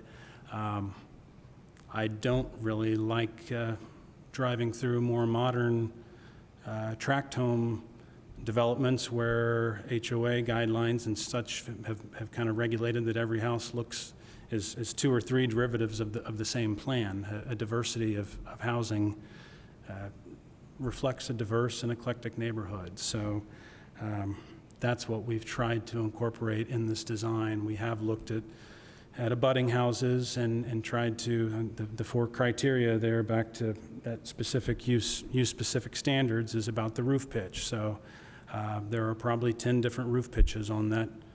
There's 212, there's 312, 412, 612, 812, 1012. We've incorporated, I think a 512, an 812, and a 1212 pitch, and like I said, a couple different styles of gable and shed roof pitches. So we're trying to make it harmonious with the neighborhood. So a couple other thoughts on on Jan's points. There are a lot of ranch style that have a long front face to the street.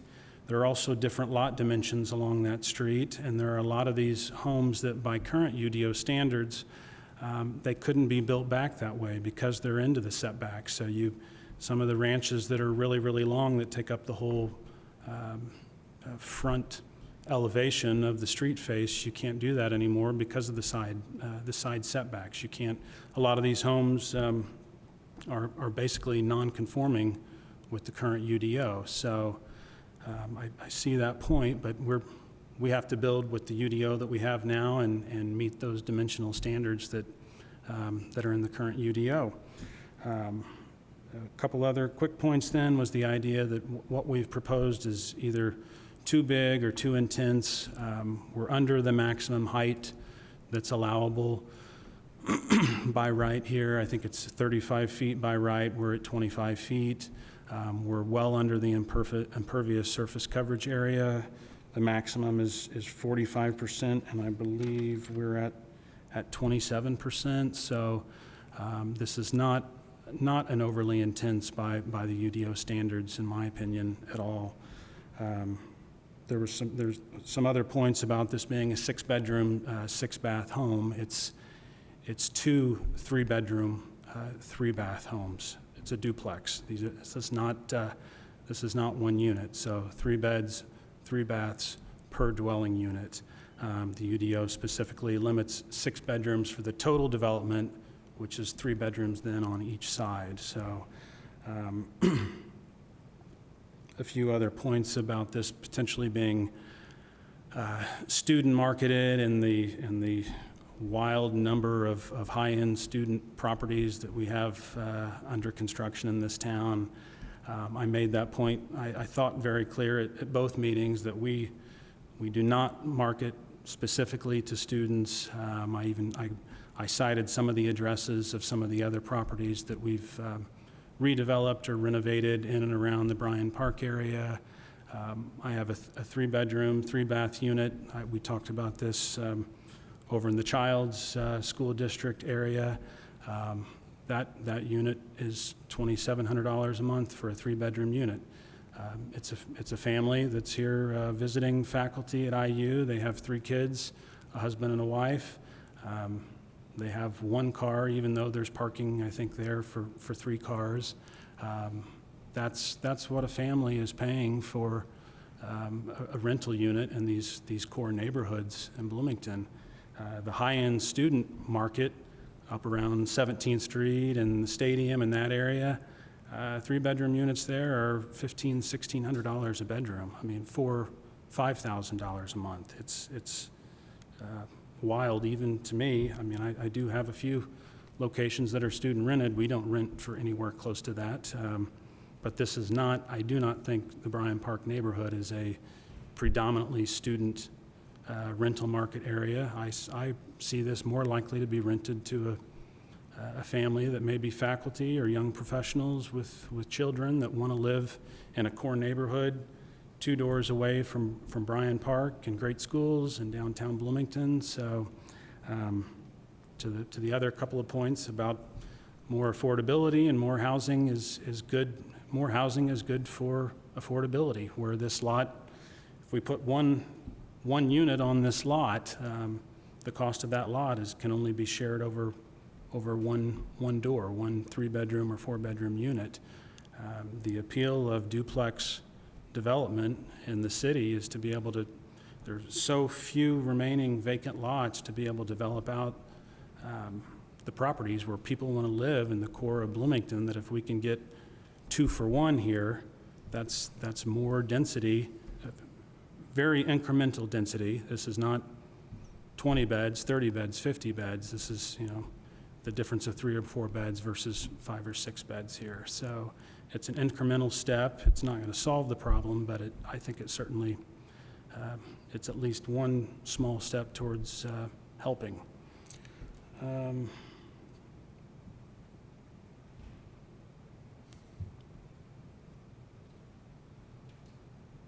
I think that's all I have. I'm welcome to take any questions, but I do appreciate the feedback. We did make revisions there after those neighborhood meetings to the site, the orientation, some of the preservation issues. One other point that was made about the potential street congestion and the street parking issues there. Eric and I at City Planning talked about this a little bit, that we are absolutely 100% in favor of trying to, Wiley is unregulated street parking on the north side of the street only. So there's no permits required. There's our property, 506 East Wiley. There's an adjacent house on either side that makes up the entirety of the southern portion of the Wiley Street block face. And then there's only one house to the north that makes up the entirety of that block face. So there are really 4 of us that truly own property that's in that street block, and none of us are parking on the street, but there are cars on that street all the time. So cars are coming over either from a block north, First Street, or some of these apartments around the corner. If we could at least start the process, Eric explained briefly that we can start that process, eventually working to City Council to try to get Wiley designated as a permitted street versus an unregulated open street. And I would be completely in support of that, and I think the other three neighbors all seem to echo that sentiment. If we could get permits, at least maybe we could eliminate some of these cars that are on the street that we know that they don't own there, so they're coming over from a block or two, or they're parking there to go to campus, whatever it may be. But we would support anything we can do to try to look at making that a permitted street. So I think that's all I've got. Happy to answer questions. Okay, thank you. So it's back to the board for action. Any questions or comments to the petitioner staff, please? Okay. I also share some parking concerns. The site plan shows that it can hold 4 cars, but I don't foresee that being an actual reality because the way that they're stacked in there, they're going to be shuffling cars around. People are they're not going to want to deal with having to ask their neighbor to move their vehicle, so they're going to just start parking on the street.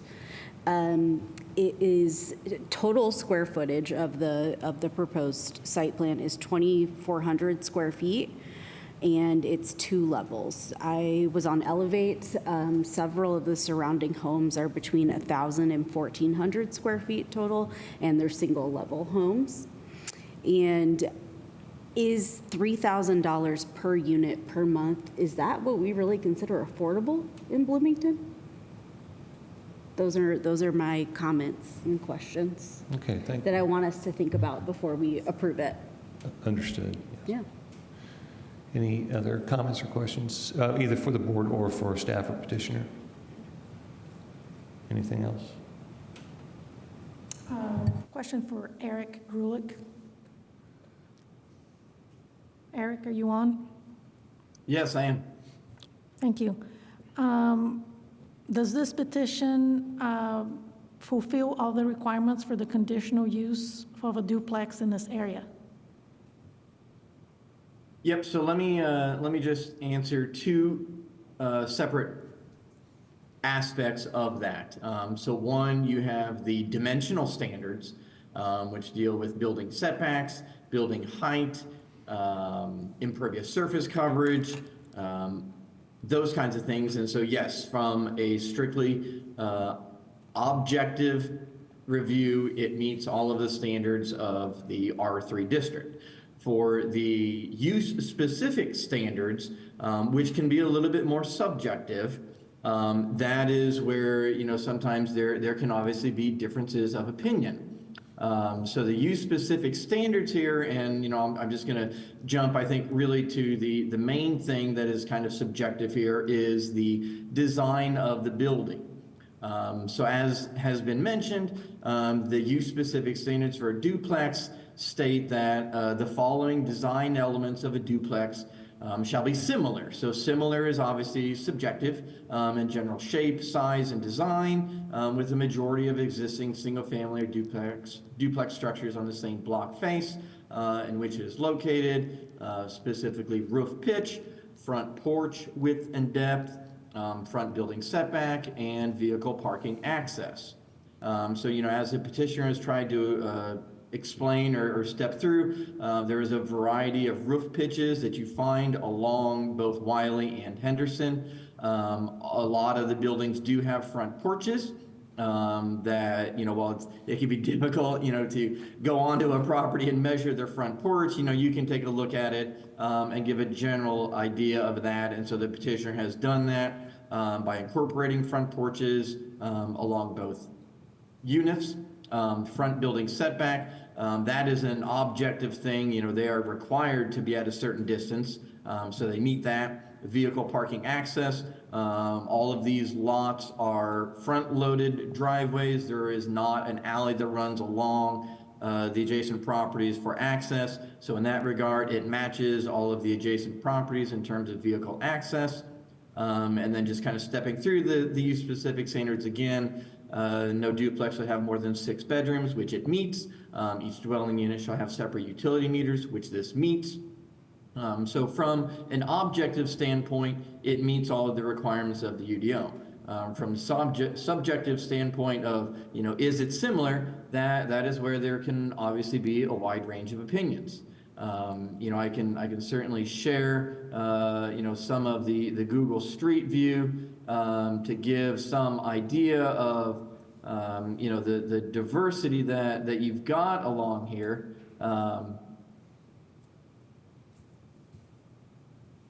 So this is, looking west, so on Henderson, looking north. So, the petitioner mentioned some buildings that are on Henderson that have some of these dormer windows along the upper stories, which they have incorporated. These are 2-story. And then as you look south on Henderson, you have a variety of 1-story structures, and then the apartments. And then as you move west on Wiley here, kind of along this frontage, is where you have, oops, I'm so sorry. Things have gotten out of hand here. You have to give me a minute, sorry.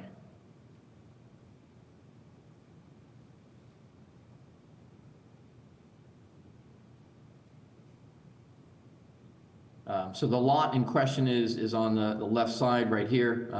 And then as you move to the adjacent structures, these are 1-story, very low slope roofs. As you continue west, you see again kind of more steep slope roofs.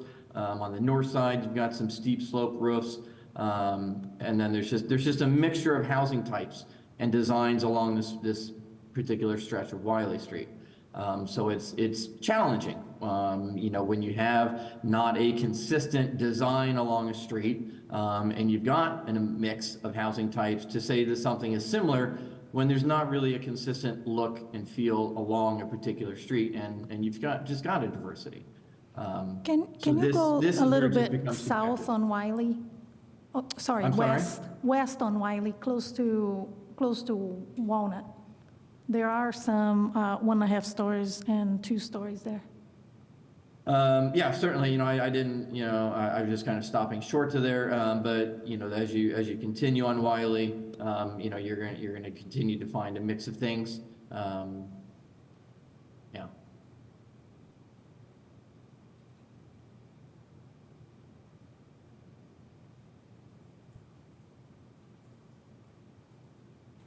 Oh, we're on Hillside. So Well, yeah, thank so you. as I mentioned there, from an objective standpoint, it meets all of the requirements.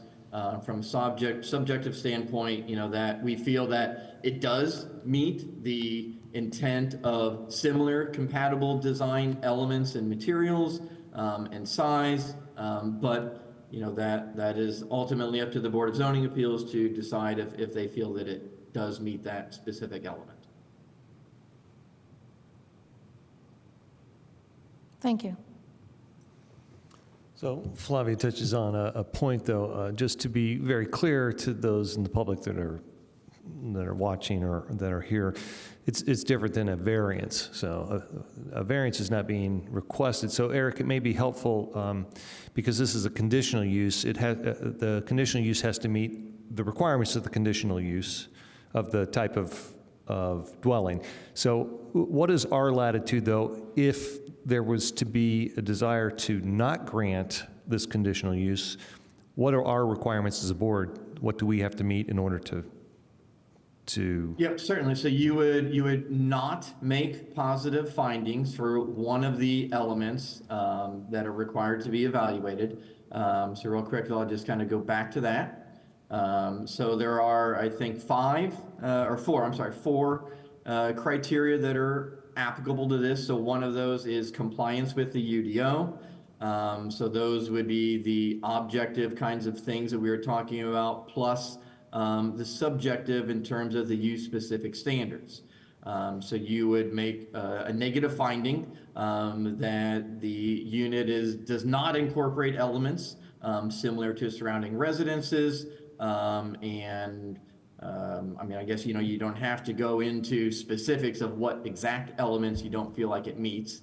The comprehensive plan, that's a little bit more challenging, possibly to say that it doesn't meet that So, if you were to not vote for it, you'd probably be better to make the findings in regards to compliance with the UDO and specifically the use-specific standards in regards to compatible design and similar design.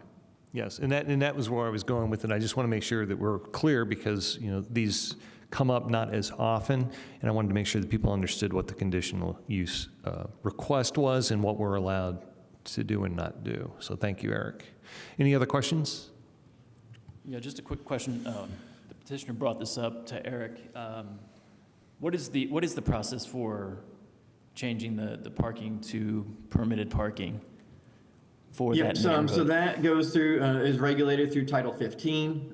So that starts with the Parking Commission, and then ultimately the City Council reviews and approves any changes to that title. Okay. And to the petitioner, I guess you said you were willing to look into that, because I think that's one of the main concerns here is the parking situation. I would take up that challenge. I know pretty confidently that at least those other 3 adjacent owners on either side and to the north felt very strongly that if that's something that can be pursued, whether or not we're successful, let's make the pursuit. Any other questions from the board? I'm sorry, I just want to clarify. Eric, did you speak about the, I just think I missed it, the additional criteria applicable for conditional uses? No, he just, I think, talked about the... So like there are the general standard, the general requirements, and then there are additional criteria applicable for conditional uses. So I know he mentioned comprehensive plan, other applicable plans, providing public services, and then the last one I think is probably the one that could be applicable if you were thinking about the parking related to minimizing and mitigating adverse impacts.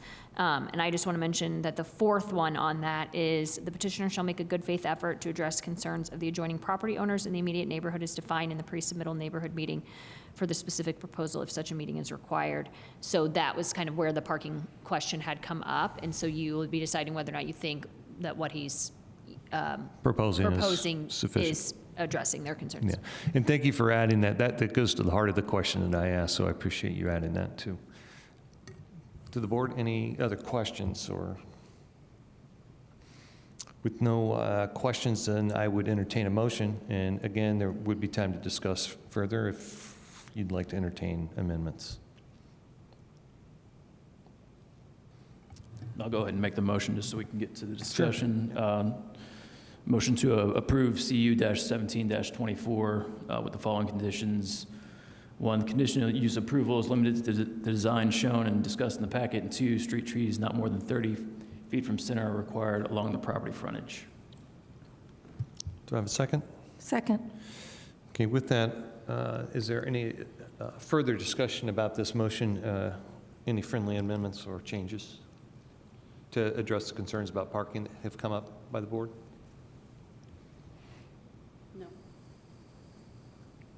No additional questions? No.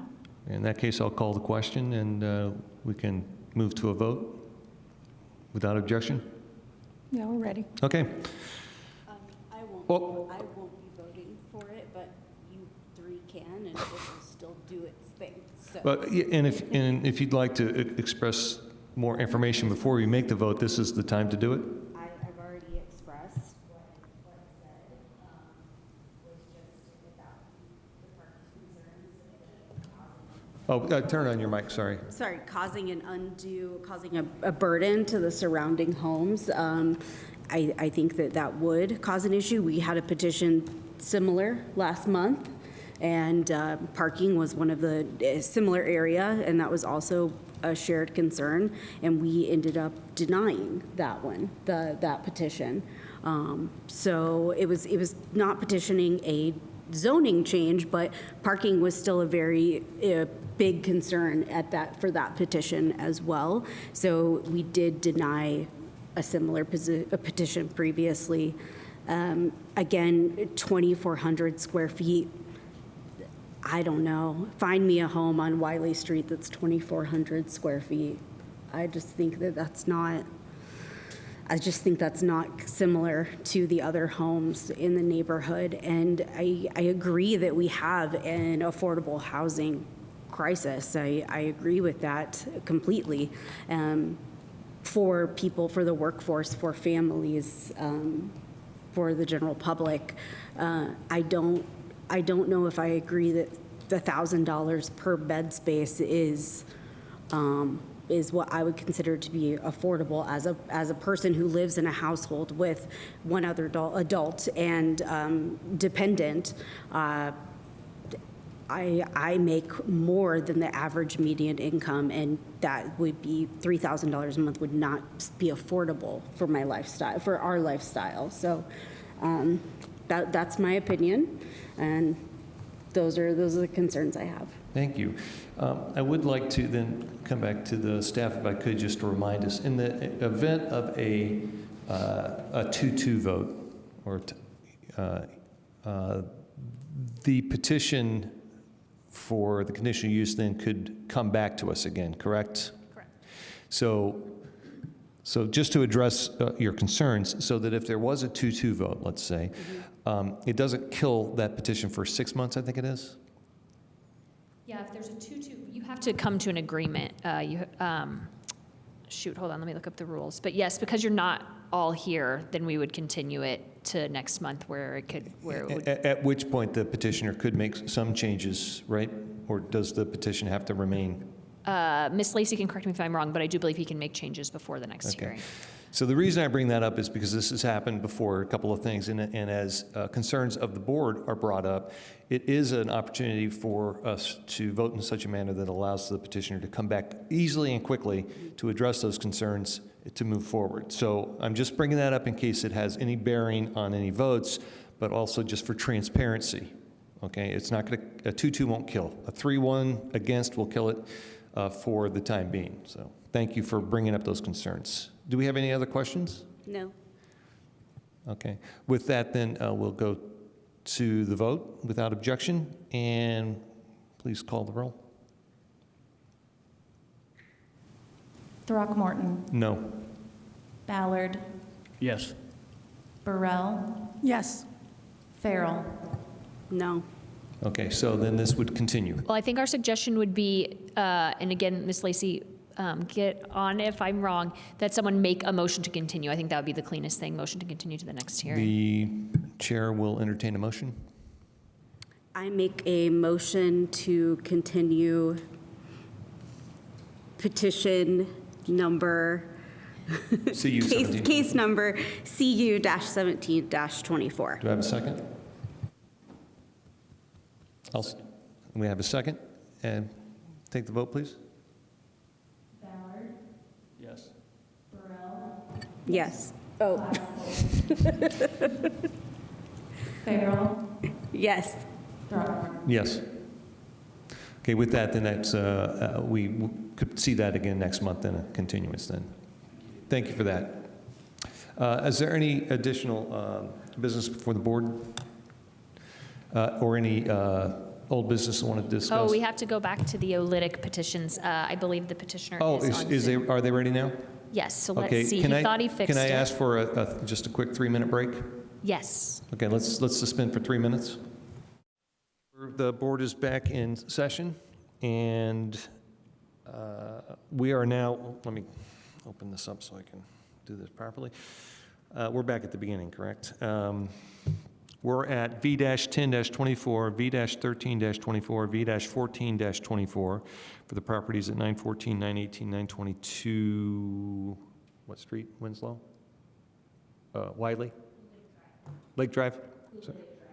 Oh, Olytic, okay. Is that right? Yep. Okay. Can we have the staff report, please? Can you just do a brief synopsis and then give the recommendation? Yeah, so essentially, these three properties, they fall entirely in the closed contour, the last closed contour of a karst feature, sinkhole. In our current code, no land disturbing activity, mowing, temporary or permanent structure is allowed within a sinkhole, nor within 25 feet of the last closed contour of the sinkhole. So all three of these properties are essentially undevelopable due to the language in our code.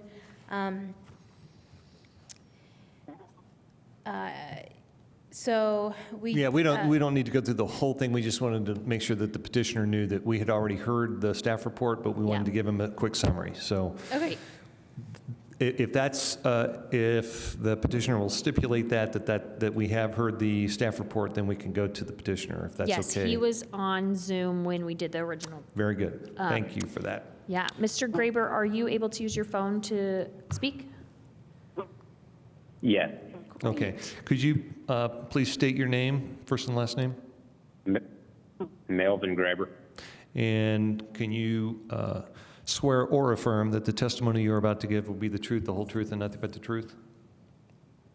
I affirm. Oh, thank you. And you have up to 20 minutes for your presentation on your petition, and any time not used, you can use later in additional comments. Yeah, so thanks, Katie, and sorry for not getting on the first time. I was on the Zoom, so I heard the petition being presented. I don't have that much more to add. Katie's presentation was sufficient for me. Okay, very good. What we'll do then, okay. What we'll do then is, at this point, Go to the... yeah, well, we'll wait for we'll go to the board for any questions to the petitioner, please.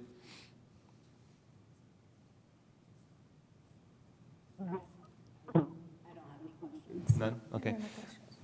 Seeing none, is there anyone in the public here that would like to comment or online? If you are in the Zoom and you would like to make a comment, you can raise your virtual hand or send a message to the host. Give a minute here. I haven't received anything. Okay. So with that, we do need to offer back to the petitioner that you can use the remainder of your time for any additional statements, so you certainly don't have to. Yeah, Melvin Graber again. So I met with Katie a couple times, and she seemed to have a pretty good feel of what we're trying to do with the property. We purchased the property as with a combination of lots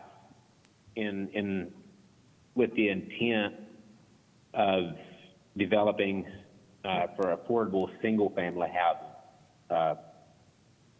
We've built 3 homes in the neighborhood, selling for in the neighborhood of $200,000, 3 bedrooms, some 4 bedrooms, and 2 bath homes. Yeah, just wanting to do my part to help out with affordable housing. Was not aware of the complications we was going to run into with the karst feature or the sinkhole, but with the engineering reports, I think it can be with some drainage remediation and proper foundations. I think we can put some nice homes in there. Yeah. Thank you. That's pretty much all I. Okay. And just stand by. We may have questions for you. We're back to the board for action. Any additional questions for staff or the petitioner or a motion? I'll move to approve V-10-24/VAR-2024-03-0028 with the following 6 conditions as outlined in the packet. Can we combine all 3? So the Yeah. V10-24 should, let the motion note that I believe it's V-10-24, V-13-24, V-14-24 plus VAR 2024-03-0028, is that correct? Yeah. Okay.